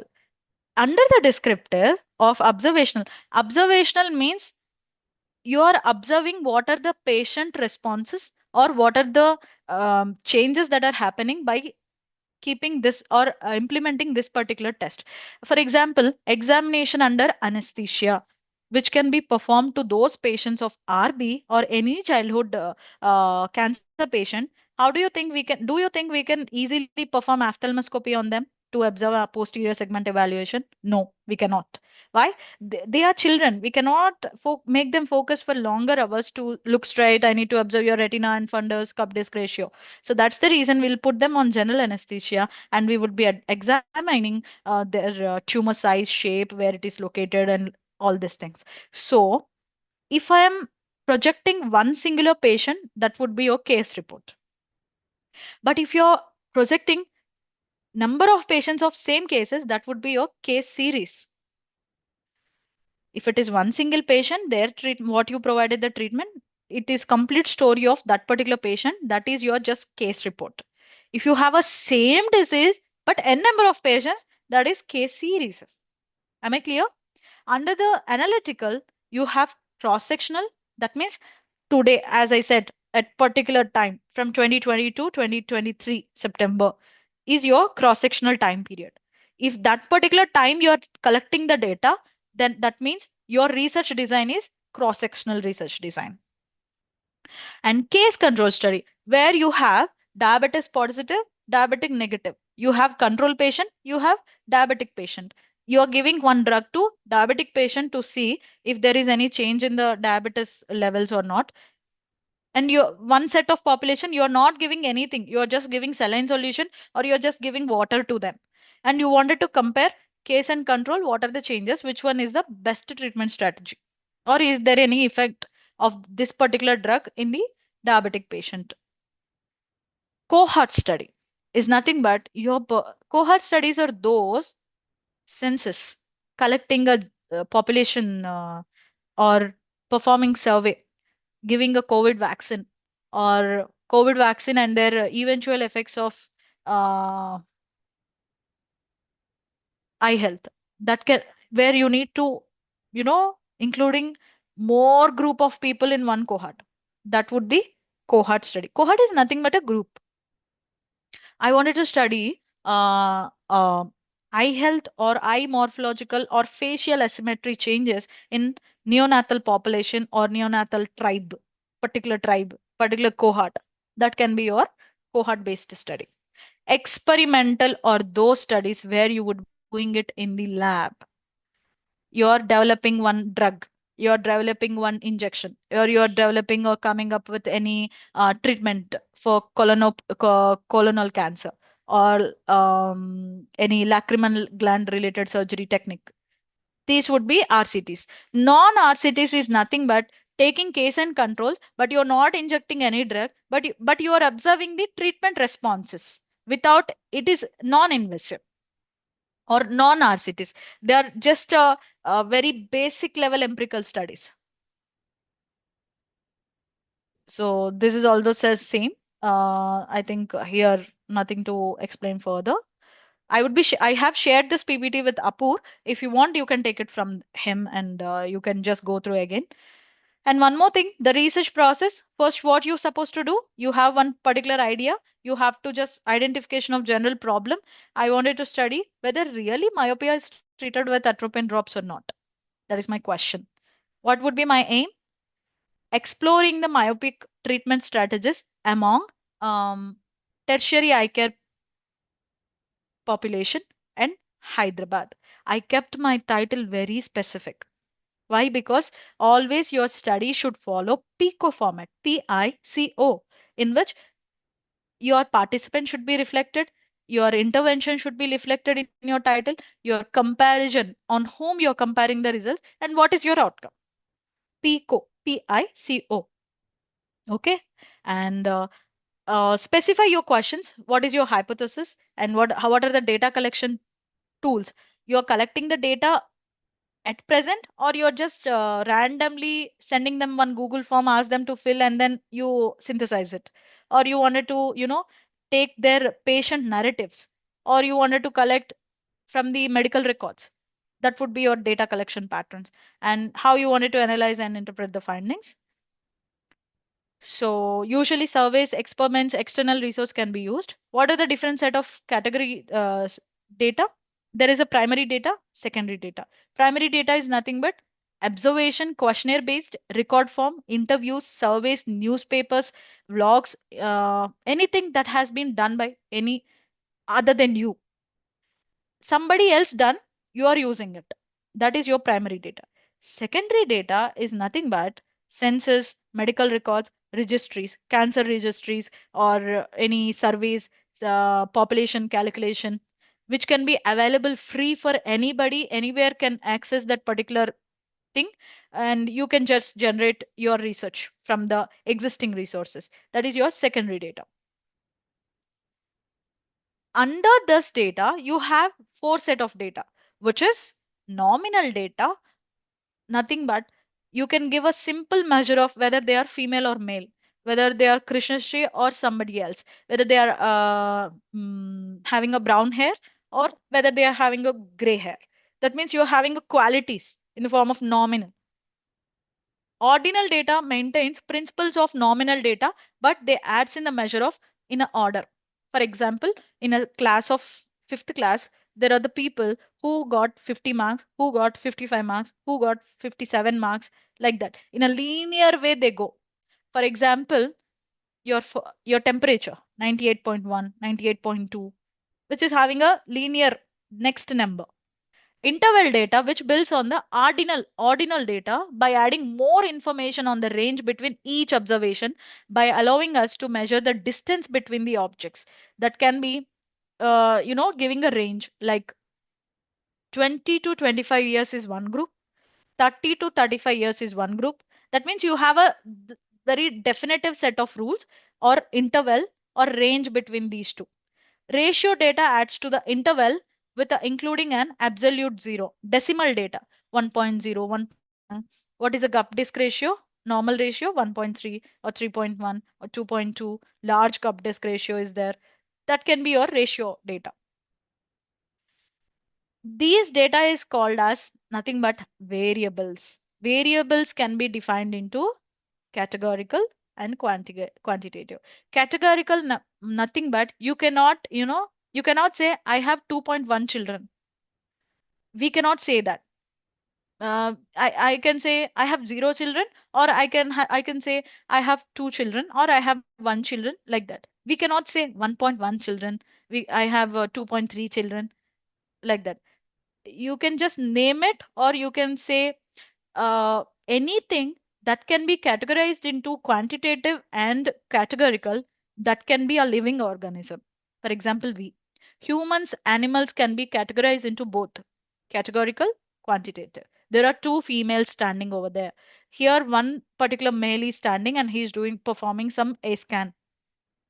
Discrete means you can count. Continuous means it can be in a measurable and continuous way where cannot just name them. Along the name, you can also measure it. If you're unable to measure, that is your nominal data. Am I clear? Yes, ma'am. Yes, ma'am. Yeah, again the same. Nominal data, for example, um, here you can see, I'm unable to see actually. Uh, yeah, nominal data example, gender, female or male, woman or man, hair color, brown or black, their ethnicity, Asian or Hispanic, white, or like that. Coming to your ordinal data, it's like a group A, group B, group C, or first rank, third rank, second rank. Economic status, low, medium, moderate, mild, moderate, medium, severe. This is your ordinal data examples, which is in the qualitative data, which is nothing but a quality that you possess, not a quantity that you can measure. If you're measuring that, that means again, it is a discrete data and continuous data. In the discrete data, you also have the number of students in a class. Examples I'm saying. The number of patients in a hospital. The number of home runs in a baseball game. Or continuous data examples can be height of the children, temperature of the body, weight of the patient, speed of the car, color. Color of the car is nominal or continuous? Anybody? There is a red color car. Is it a nominal data or continuous data? Anyone? Color of the Ma'am, car is red. ma'am, nominal data. You're right. Because I said a quality, not a quantity. So that's the reason she's right. It's a nominal data. Why? Because if I say there are 4 to 5 cars in one row, and there is a 7 to 8 cars in another row, and their speed is 23.8 kilometers per hour. In that case, it would be falling in a continuous data. If you have any units for one particular number, that would be your continuous data. I think this we discussed cross-sectional case control, cohort, randomized control studies. What are those? Under the cross-sectional study, data would be gathered one particular point of time, often used for any service. I wanted to survey whether diabetic retinopathy have a direct impact or not on the elderly geriatric patients' quality of life. In that case, I would be asking them some certain questions. Do you feel sad or blue? How far do you feel active in the last 1 month? Really your eye health is affecting your day-to-day activities? If so, what are those? Explain it further. These are the things. I wanted to check how far AI tools are literally useful for nowadays optometry research. AI and optometry, AI and ophthalmology. How do I know? By giving them some certain set of questions and then observe. You cannot make inferences about any casuality. You have to perform, you have to take one set of rule or action, then only you can come to the conclusion. And no, I increase it. And here, if you observe, Robert Johnston's project in which he is interested in post-traumatic stress disorder. So he wanted to perform, instead of taking one PTSD positive patient, he wanted to observe literature on the patient. He wanted to include, he PubMed, Google Scholar, Scopus. He went and typed PTSD and what are the settings of primary care center, or what are the patient outcome report. Prompts are nothing but patient report outcomes, where you're not measuring it, but you're collecting it from the patient perspective by giving them in the form of questionnaire or focus group discussion. You're taking their responses like that. And reviewing the existing literature or the instruments is one of the survey type, or one of the review of literature type, which you can collect the or complete the project. And obtaining the IRB approval. Why? Because he is performing the literature review. At the same time, he is also taking the patient reported outcomes. That's the reason he need to take the institutional review board approval. And his goal is to survey at least 100 patients at UMA, that particular nation. Case control study is nothing but it start with the outcome identity in a sample with the condition of interest. That means very purposive and judgmental. Look back to the time and determine the exposure. Otherwise, you have to calculate the risk between the cases and controls. Cohort, I said, start with the identified, already known particular specific population and follow the group for determine what develops what type of outcome. It's kind of a rate, interval ratios. These kind of things can be assessed. Randomized control study, which is a gold standard method of collecting research or doing any empirical thing, in which whether this drug is specific. For example, taking a Dolo 650 mg is effective or not in treating the body pains. How you can do that? For one set of 50 people, I will be giving Dolo. 50 people, I would be just giving nothing, or I'll be just inducing a placebo effect. Nothing but giving something in the form of saline solution, but patient will think that they're taking some drug. That is called a placebo effect. There is nothing to do with your drug, but you are inducing something instead of the main drug. That is your placebo effect.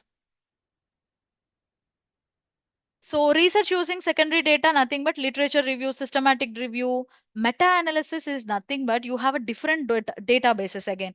Cochrane database, JBI guidelines, Prisma, and these are the search engines to do the particular research review in one set of uh, research pyramid. If you take research as a pyramid, where meta-analysis will take a gold standard method of research when compared with the RCTs, scoping reviews, analyzing, descriptive, observational. Why? Because you are synthesizing the existing data in certain period of time. To perform any systematic review or meta-analysis, at least it will take 2.5 years or more than that. And uh,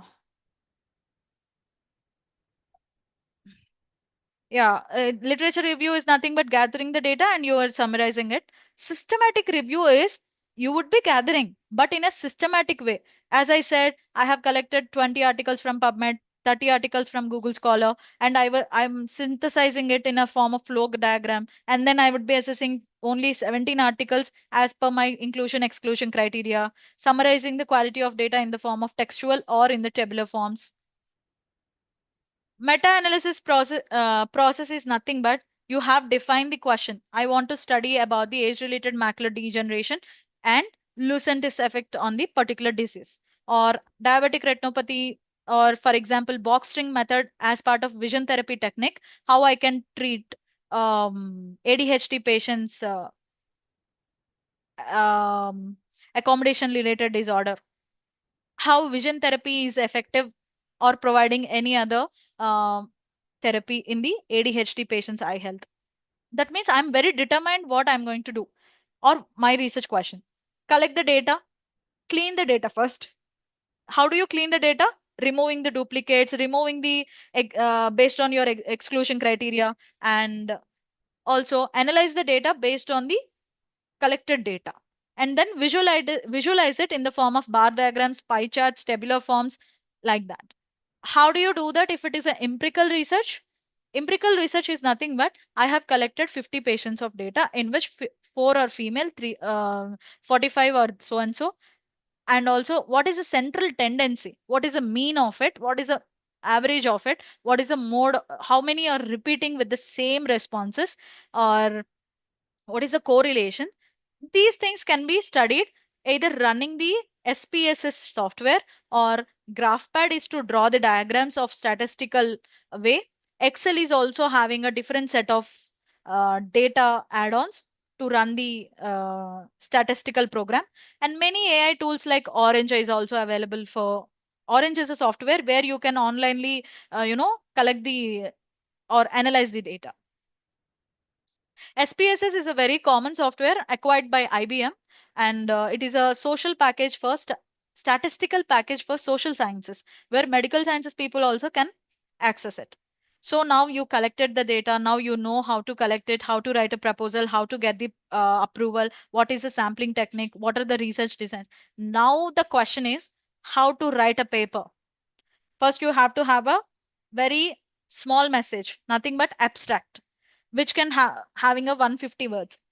You have to provide one particular outline, what you would be doing, what you would be talking about. It's like your agenda of the PPT or paper. Introduction, you would be introducing the topics, and you would be, relating to the your discussion, research questions, rationale of the study, and your hypothesis, what you're going to do. Literature review is nothing but what the people have already done in the back of the time. Next comes your methodology, materials, and methods, where inclusion exclusion criteria, your demographic data, where you're going to do, where you're going to do in Hyderabad, or you're going to do in Germany, or you're going to in Tripura, or in the Tripura only you're collecting from 4 hospitals. You have to be very specific about it.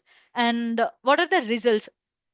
Using this certain methodology, you have collected 10 hospitals data in which demographic variables were male, females were so and so, and region is so and so, their characteristics are so and so. 90% of the people were myopic, 10% of the people were having diabetic retinopathy, and all this can be your results always should reflect with the numbers, even if it is literature review. Example, uh, among the 17 articles I have synthesized, 8 articles from USA, 2 articles from Africa, or 3 articles from India, and 2 were randomized control studies. All this you can always make your quality into quantity, if I'm not wrong. And you have to discuss how far your discussion or your results were parallelly connecting with your existing data, or how you are contradicting the correct data. That would be your discussion. Recommendations would be what can be improved in future studies based on your current study. In my study, I have faced COVID as a challenge. But in the current newer generations, if you wanted to carry the same thing, then mitigate this kind of challenges. Then you can come to a conclusion, then provide a future scope. Future scope is nothing but what can be done. Uh, IMRAD is nothing but one of the method in which you can use having a very generative, generalized way of writing a paper, having an introduction, methodology, review of literature, and discussion. That would be your way of writing any literature review paper to be published. Introduction is nothing but why you wanted to do. Methods are nothing but how you're going to do. Results are nothing but what are the things you got. What are the things that you have yield. Discussion is nothing but so what. Like, okay, I have done this. So what is the benefit of doing this? And references are nothing but from where you have collected. What are the materials or the authors that you have collected? Again, the same. What are the ethics in the research? What you need to be very thorough with. You should not manipulate. You have to take informed consent. You have to maintain confidentiality while you're collecting the patient. Don't name any person directly. Don't name any hospital directly. You can name it as tertiary care hospital, primary care hospital. Don't name as a Tripura Paramedical Hospital, Center for Sight, LV Prasad. It's like you're defaming them or commercializing them. So that's the reason in research we have to maintain confidentiality when it comes to patient whereabouts or hospital whereabouts. And you have to respect the patient always. Be a very polite and respectful way. Give them a chance. If they wanted to participate, let them. If they wanted to discontinue in the middle of the process, let them discontinue. As per the institutional ethics code, you a investigator don't have any right to force anybody or giving any bribe to participate in your study. One question here, Krishna. Yeah, yeah. So ethics committee we have heard so many times. So just wanted to understand from a, student perspective. So if a student is starting a research, how they can get the this ethics committee approvals and all this? First of all, you need to check in the 20-kilometer radius. y- First, you need to check whether your institution have a IEC body or not. If they don't have IEC body, then affiliate with your uh, fellow institution in the 20-kilometer radius where you are going to perform, or 50-kilometer radius. It would be differ from country to country, state to state. For example, Nepal people wanted to they're doing some PhD in India, and they wanted to take IERB approval in India at the same time Nepal. So if they don't possess Nepal Board of Institutional Ethics Committee, you need to have a described organized documents with you, and you have to take an appointment. You have to submit, and sometimes few institutions would be charging like it's up to them. And there are few central institutes which don't charge. For example, you don't want to take any approval from or you don't have any approval site in your college, then you can come here, affiliate with any other institution, take their consent, take their IERB approval, then possess your study in your consent area, so that you can get IEC number, which can be valued for 1 year. After 1 year, you have to renew it. Understood. Thanks. One more example, I kept it open in here. Usually, this is Chandigarh University's one, where institutional wise you would be seeing a different. Are you able to see my screen? Ye- Yes, ma'am. This is a form where you Yes. need to. I think if any Chandigarh student is in a class, you can, I think, correlate. Where they would be providing you different forms. For suppose you have to submit 8 pages or 8 copies of your documents, nothing but your study pro forma, which is in the English, or if you're going to collect in Hindi, then you also have a copy. Always maintain local language copy if they insist it, otherwise English. Then your documents, you need to mail it to concerned university, in which it can be Malareddy University or Chandigarh University or Paramedical Sciences University of Tripura, Hyderabad Central University. Then what are the set of things you supposed to submit? You need to submit title of the project, diabetic retinopathy changes in 40 to 60 years patient who are diabetic positive and diagnosed with non-proliferative diabetic retinopathy. Otherwise, you can make a title like exploring the treatment objectives in non-proliferative diabetic retinopathy and proliferative diabetic retinopathy. Name of the investigations and co-investigator, who is your supervisor, and your name yourself, where your department, where you belong to. Number of the projects that already with the investigator or your supervisor is already doing any other project, or this is the only project that need to be submitted. Each and every head to toe you have to submit to IEC to get the approvals.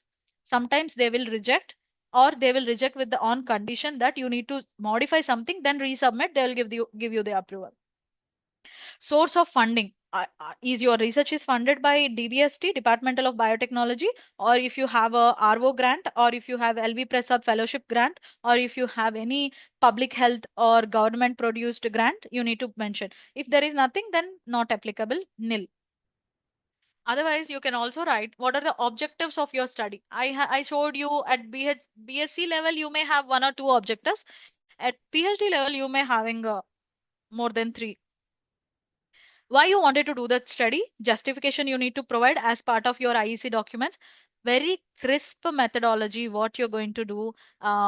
You need to provide the details of who are the patients, what are their criteria, are you going to do in any prisoners, or you're going to do it in pregnant ladies, or you're going to do it in any vulnerable population, women and children. You need to mention that inclusion exclusion criteria, study design, whether it is if you're using any drug, for example I'm using eye drop or atropine, what is the dosage of that, what is the company, which company is doing this, or I'm using Humphrey visual field HVF, then I need to provide whether it is Apasamis or whether it is JICE, company diagnostics, which year it is marketed in the market. All these things need to be submitted. Why? Because if there is any one thing go wrong, then all the IEC board have uh, right to question you. That's the reason you need to submit all these things. And permission from Drug Control General of India, DCGI certificate, especially most of the life sciences and basic biomedical, biotechnology, all these people can be provided DCGI certificate, if especially if your drug is you're using any drug related studies to check the sensitivity and specificity of the drugs, like Avastin, Lucentis, prednisolone, which steroid is uh, having a greater effect. In that case, you can take this particular DCGI certificate also need to be submitted. And also, what are the costs involved? You have to have a itinerary. One second. How much cost involved in your performing your investigation? Sometimes, see, it's your research. Why do you think hospital will spend on you? Always we need to spend from our own pockets. So always have, if it is, you're using most financial requirement of your hospital, but you're doing nothing. In that case also, they may reject your study. So that's the reason how much is the cost involved, whether it is cost specific or it is cost free. What are the disposables, exempted drugs that you would be using? You need to put a table. Is there any ethical issues involved in your study? Anybody get harmed? For example, you may ask, most of our studies may not be harming a patient until unless, even if it is a minimal harm, like by putting a dilatation drop, I may feel headache, I may feel blurry for near for some time. That means you're creating a disturbance in a day-to-day life of a patient just because you wanted to perform a study. So you can mention there is a minimal risk involved which can be subsided after 2 hours, which is okay for any patient as per so and so study. You just mention that, it would be very clear, they would be approving it. And less than minimal risk, more than minimal risk, you need to be very specific as per Indian Council for Medical Research guidelines. Do you need exemption from obtaining informed consent? uh, we don't need informed consent to be taken in review of literature studies. So in that case, no, we don't require. We require, if it is yes, we require, because we are collecting above 18 years of the patient, or we are collecting the data before 18 years or below 18 years. And what are the documents that you need to attach? CV of your supervisor, curriculum vitae of you yourself need to be attached, name and signature. See, this is a basic thing which you need to get it done as form of your IEC process. Same things can be differently showcased in different universities, but the thing is the same. Is that clear? Yes, ma'am. You need to get the HOD signature, VC signature, or Pro VC signature. If you have a R&D department, UCRD department, these names would be little here and there, but the same thing. So this is your IEC process. That's the reason I kept it open, and we are reaching almost the last few slides. So how do you think you can showcase your limitations? What is the scope for research? See, this is one of my paper only. Limitations, I kept it in such a way that this scoping review on the quality of life in RB sufferers has some limitations, such as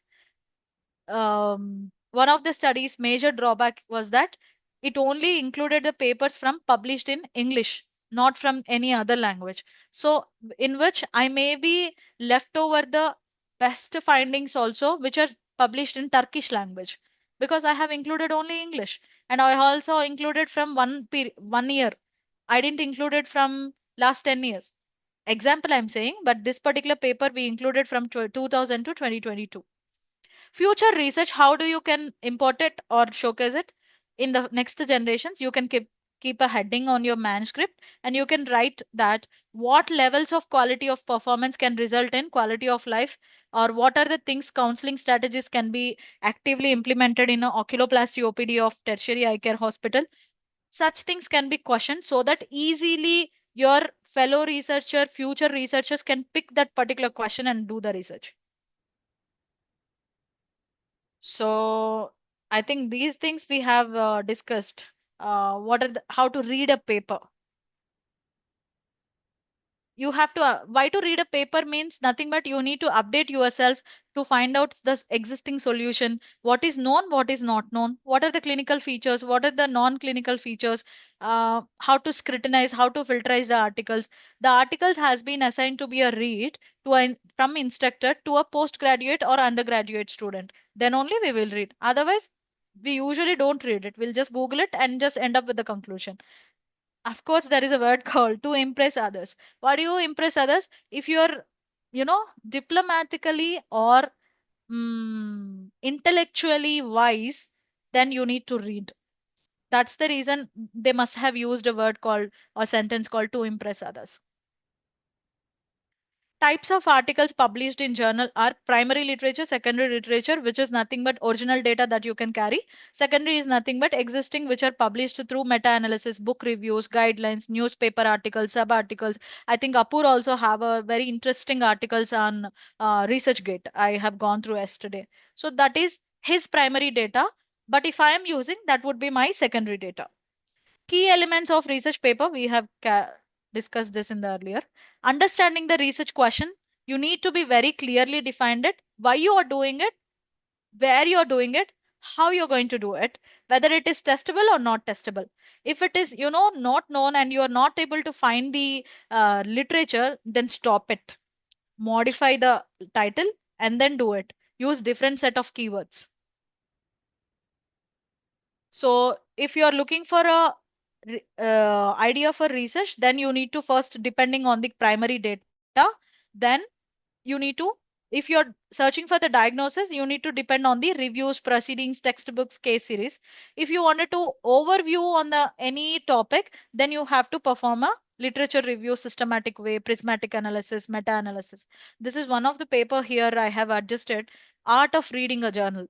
You can click on that and open, it will take you to the that what particular website. This has been shared with Apur. You can get it, this PPT. Most scientific articles are organized as follows. Usually they starts with title, as I have showcased here in the Google. How, uh, for example, if I click on this, they must have, see, they always started with some particular article. Sorry, it is not. I think you all remember how you can Googleize it or PubMed search-based strategy to localize or to navigate through for further research or any literature. Usually, what you need to scrutinize when you get an article, whether the title is related to your keywords or not.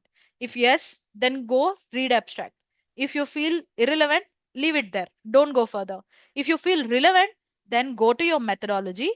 If that paper is specifying what you wanted to study also, then include it. Is the above results are useful? If yes, then read that entire article. If not, leave it. Decision making flowchart is the what it is reflecting in this particular slide. Analyzing methodology, whether the study design of that particular article is uh, thorough or not, that particular methodology is feasible for your future study, or the same sample size you're going to use, or same data analysis method you wanted to implement, then scrutinize the statistical method, whether they have performed mean median mode or they have performed t-test. There are different set of tests: parametric test, non-parametric test. Parametric tester depends on those data in which you must be seeing a normal graph in which would be a bell-shaped curve. That is normal. If it is skewed towards left, that means not normal. Your data is unevenly distributed. Your patients given different set of responses. In that case, you need to perform chi-square test, man-Whitney test, all this. Again, biostats is different. Don't go very deep in today itself.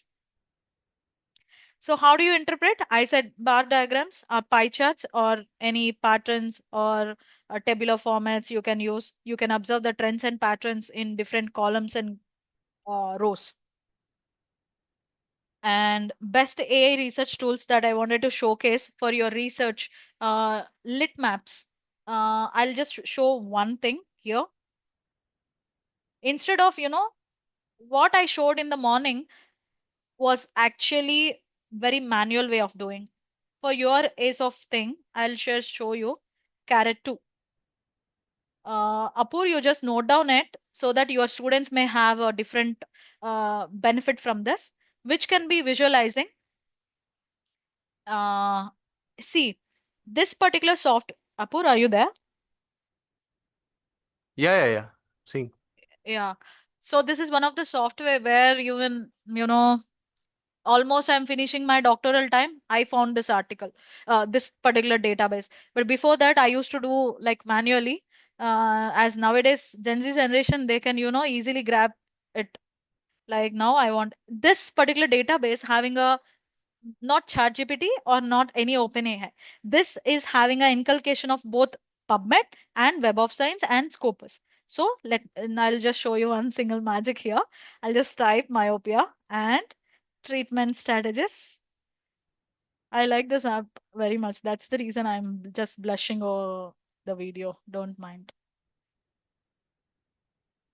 Oh, sorry, I have exceeded research limit. Uh, for example, I wanted tree map, no clusters to show.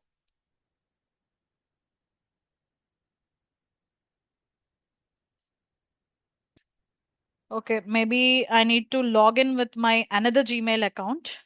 Then only it will show. Otherwise, you can options. You can say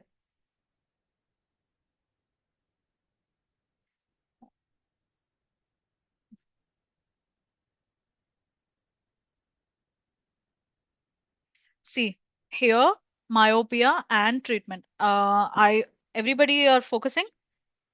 It would be very easy instead of using PubMed, Web of Science, Google Scholar. See, from all those, this is the one person or one single app which can show you myopia and imaging. 14 documents were proposed. Predicting the myopia, 13 documents were there. And on Guinea pigs performed to check the myopia progression, there are 4 documents. On binocular vision and myopia, there are 3 documents. I don't want a list. I want a tree map. Is it easy? See, atropine related, you just click on that. All this would be coming on the other side. So decision making tree modeling to predict myopia. Otherwise, I wanted to study on more imaging. It would be changing. Are you able to perceive all this, whatever I'm doing on my screen? Yes. Can I get the link? I think it's search.carrot2.org, right? Yeah, you just type carrot 2. Yeah. Otherwise, I'll just let me post this Also, like, in the, uh, I think it will be very helpful if you can share like whatever extensions you're using. yeah, Maybe then some. I'll cost you a pour then. Yeah, it's okay. I'll do that. Yeah. Some basic Otherwise, if basic extensions. Yeah. yeah, this is very basic. I think BSc people can make a very most of it. Yeah. See, This is I really want, wonderful. Yeah. but you have to give a credit to that particular app that Hmm. I have generated using from Carrot 2, because otherwise it may, uh, you know, comes under plagiarizing. Okay. We need to always give the credit. Hmm. That's it. If you want to download this, then just click on it, copy, and it will get download.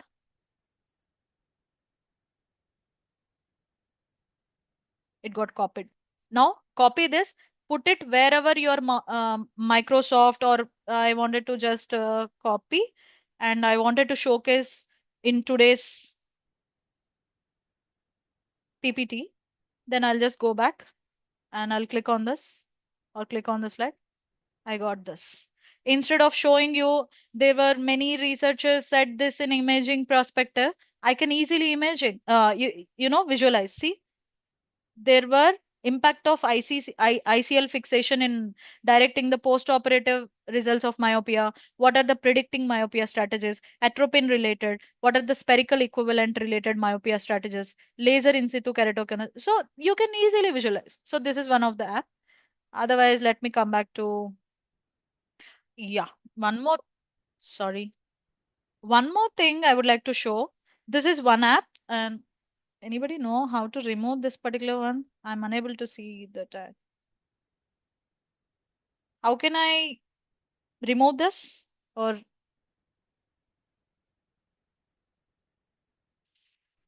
uh, okay, I'll just go back here. Instead of carrot 2, I'll type research rabbit, one of the AI tool. Let me just sign in. Oh my God. Okay, login. See, earlier I have done so many documents already there. I'll just show you one thing. I have typed RB. Once you type RB, I have many documents came up here. Suggested authors, almost 1157 people were working on that. All these authors, if I click, see, it will just showcase you a moving, how many people were doing from where. See, this particular fellow was doing, and I wanted to follow one particular author who is having 609 publications. You can just click on that. Just click on one single study. It will take you to that particular article. It's like you are mapping the entire worldwide global trends. Almost how many people having a connections between them. It's like you're forming a tree maps. That's it. This is one of the article. You just click on this. It will take you to the article, and you wanted to study on a particular person, or you wanted to contact them, you can contact them like that. Otherwise, you wanted to, further it will collaborators. It will take you, next again one more tree map. Connection for connections, you can usually do this. Otherwise, what are the earlier work on this? So see, impact of monocular vision in the retinoblastoma. What is that? Again, if I click on that, how many people have done the same study? It would be tricky on the same day to get more knowledge. Just remember, Research Rabbit, Carrot 2 were the very feasible apps to, gather the data. Let me just go back. I'm eating your lunchtime also, sorry. Uh, yeah. Mm. So usually whenever you read or any paper, these are the best tools to, write down the notes, or Grammarly, Quillbot to paraphrase any sentence. Paper Pearl is a thing where, you can just upload one paper, or you just, log in into it, type any keywords. It will give you summary. It will give you, you know, tabular data. You no need to perform it again in the Excel sheet. And SPSS is one of the best tool to run your statistics. And another side, you're observing what are the things that you need to be observed in a paper. What are the different types of statistics that they have performed? What are the tests that they have run? What are the analysis of variance that they have studied? Whether they have performed t-test or they have performed non-parametric test, these things can be observed. So in introduction, what was the research problem you need to write? What are the things that you need to cover in materials and methods, discussion, results that I have showcased here? So you can go through it. I don't think so. There is more. It's all whatever we have discussed since last 2 hours. So how do you think you can applying research findings? First, you need to have a critical analysis. Then you make it how relevant it is to your work and implementation and evaluation of that particular um, work. Like for example, I want to observe trends and differences, patterns in the myopia strategies or keratoconus treatment strategies. Surgery is better, contact lens is better. I wanted to observe that. In that case, how I can implement and evaluate and see the results. How, you see, always your research should not be a policy, health policy oriented. It can even have a one single person is benefited, or you are avoiding mitigating the risk at 50%, 40% level, then you are at in a success path in while doing a research. So this is our last slide. To take a deep breath, we came to conclusion. So let us read with the method and propose ourselves an end to which our studies may point out. The use of reading is to aid your or aid us in thinking in a cognitive capable way. So research is nothing but to see what everybody else has seen and to think what nobody else has thought, as per Albert Sayorji. So with that note, I would like to conclude with the references CR Kotari research methodology, which is available in the online. You can download it or order it. And this book soft copy also I have. I'll share with Apur. And images, most of the images were Google images only. I have portrait. When it comes to references, we have different set of references. APA, American Psychology Association, Medical Sciences of Association, MLA, Chicago, Vancouver. Vancouver is nothing but you are referencing one particular reference in the point of numbers within the square brackets. That is your Vancouver. Any set of reference would be possessing this. Who is the author? When is the date of publication?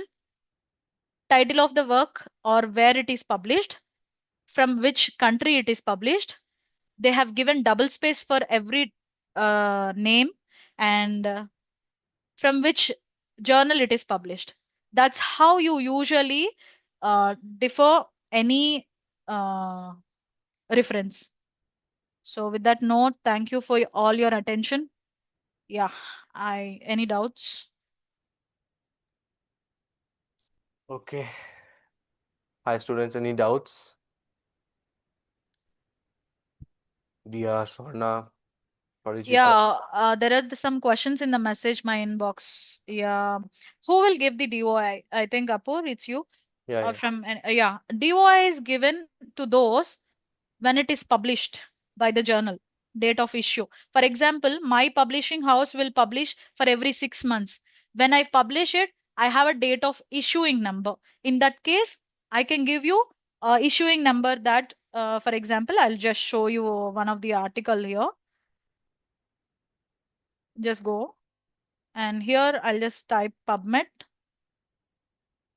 Otherwise, I'll just show you Google Scholar. I'll insist you all make a Google Scholar profile so that you, whatever you publish, it can come and, stake into your profile. Go to my profile. This is my article. Because I'm using extension, I get this, how many Q1 articles, how many Q2 articles, how many Q3, Q4 articles I have. Just click on that one particular article. It will take you to, Are you sharing something? oh, I'm so sorry. Yeah, I was sharing. Uh, uh, what should I do? Entire screen, right? Yeah, entire screen. So I said, go back, go back, go back. This is a Google Scholar platform. You can always register into this. Once you register, you can see my profile. After registering it, are you able to see what I'm showing here? Yes. So these are the articles under my name, which there were also patents which I didn't add in my profile yet, but in my ResearchGate profile, you can see these are the people whom I worked with till now. And you just click any one article. You can see Magno is my publisher, pages from which pages to which page, my journal, publication date. Just click on that. It will take you to the journal insight. Here, you'll just click on the author information. Where are they from? And how to cite this article. Correspondence is nothing but if you have any query, you can talk to them by mailing them. And here comes Indian Journal of Ophthalmology, their creative commerce license. You have a right of this content. And date of issue. Issue is nothing but 10th issue or 10th volume or 10th book in that particular year or in that particular month.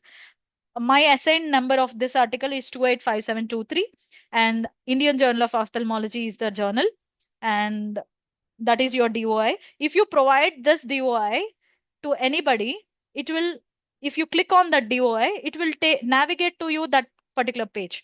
I wanted to cite any article or this article, it will come like this. This is APA format, whatever you're seeing now. You wanted to share, you can mail or Facebook or anything. Otherwise, if it is free, where the journal have taken no amount from you and they won't charge any reader also, in that case, you can get this option. If it is paid option, you won't get this download option. It is IJOA is having 3.4 impact factor, which is a huge comparatively with the less than 3. So it is Scopus index, Web of Science index. It is having a science citation index also high. Always focus on IJO. So otherwise ophthalmology, IOVS, different set of things. There is a one more ACTA Scientific, Turkish Journal of Ophthalmology. These are our Google Scholar Index. And there is one more easily you can publish is SALT. SALT journal. At basic level, you can target these journals, then eventually you can get Scopus index. This is one of the article who don't charge anything from you. Article processing charges would be there. So SAL Journal of Scientific Research in Healthcare, which is published by, it is indexed in such platforms, which is open access, and it has a out very good reach. If you publish, they will issue a DOI, Crossref journal, and you can get a content, and it is indexed in Plum Analytics, which is a very good indexing one. You can publish in this also. These are the editors and partners. Who are the partners for this? Galgotia University and other Bihar University or somebody. These are the senior academicians who would be, once after submitting your research, these are the persons who will get to see your research. As myself, I'm also one of the peer reviewer of IJO and Curious Journal.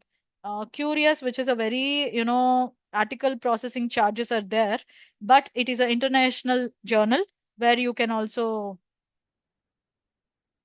publish. This is a actually Springer Nature, very high index journal. You can publish in this also. You have cardiology, ophthalmology, dental, epidemiology, public health, everything. So any other doubts?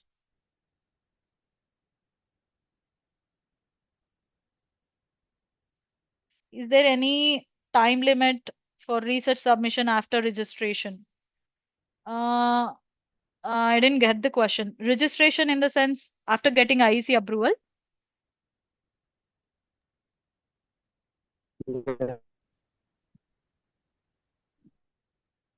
I didn't get your question. Can you just please elaborate it? Is there any time limit for any research submission? For example, see, within 1 year, you have to, in the last bachelor's and master's only, you will get this research project, or before internship or after the internship.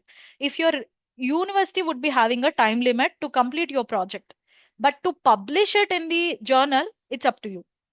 But make sure it should not be outdated. But there is no limit when to publish. But once you get the IEC approval, until you finish the data collection, you need to get it renewal. But once you finish it within the 1 year, you no need to renewal it of your IEC. But to publish the results, you can publish it anytime. You can publish it if you finish writing within 1 2 months, you can publish it.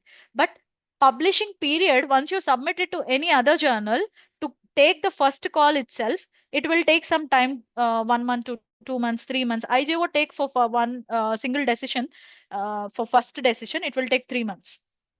Completely 1 year it will take to publish one paper on an average in Scopus Index. That's the reason most of the predatory journals were arising nowadays. Any other question? Nothing from my side. Anyone? I think no questions. Yeah, Shwarna, any question?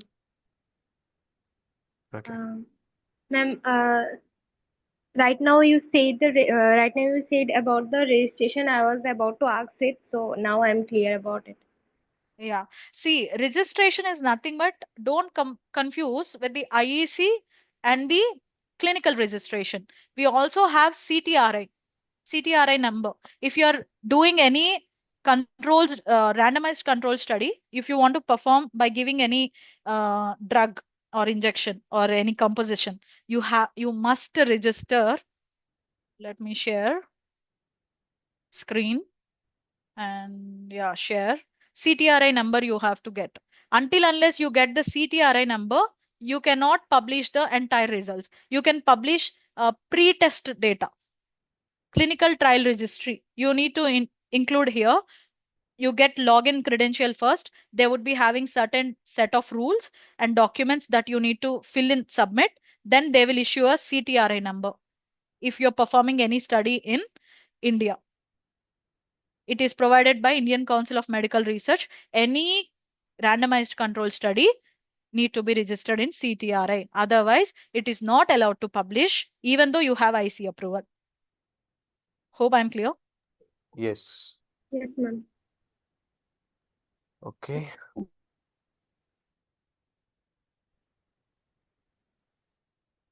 I hope it's done from any questions? Okay. Okay. Thank you, Dr. Krishna.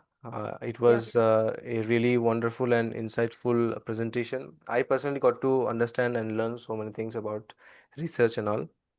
Hope it will be very helpful for the students also.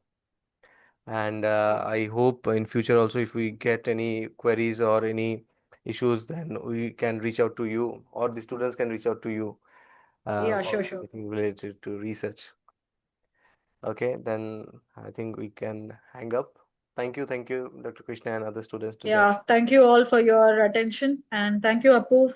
I'm always up for the help and yeah, I'll share you those carrot and other links with you, any extensions if AI tools were, and never ever misuse them. Yeah, And also always mention using AI tools is not, don't, even sometimes I used to feel guilty, but where my husband itself, he is into IT sector and he motivated me how you can, minimize the work, but okay. instead of taking so much burden, it's always how smartly you work, not how hardly you work. Yeah, So that's the reason AI tools is okay to use, but don't misuse them. sure. Yeah, thank you everyone for your constant attention since last 3 years. Thank you, Apu. Yeah, bye. I'm signing off. Yeah. Okay, ma'am.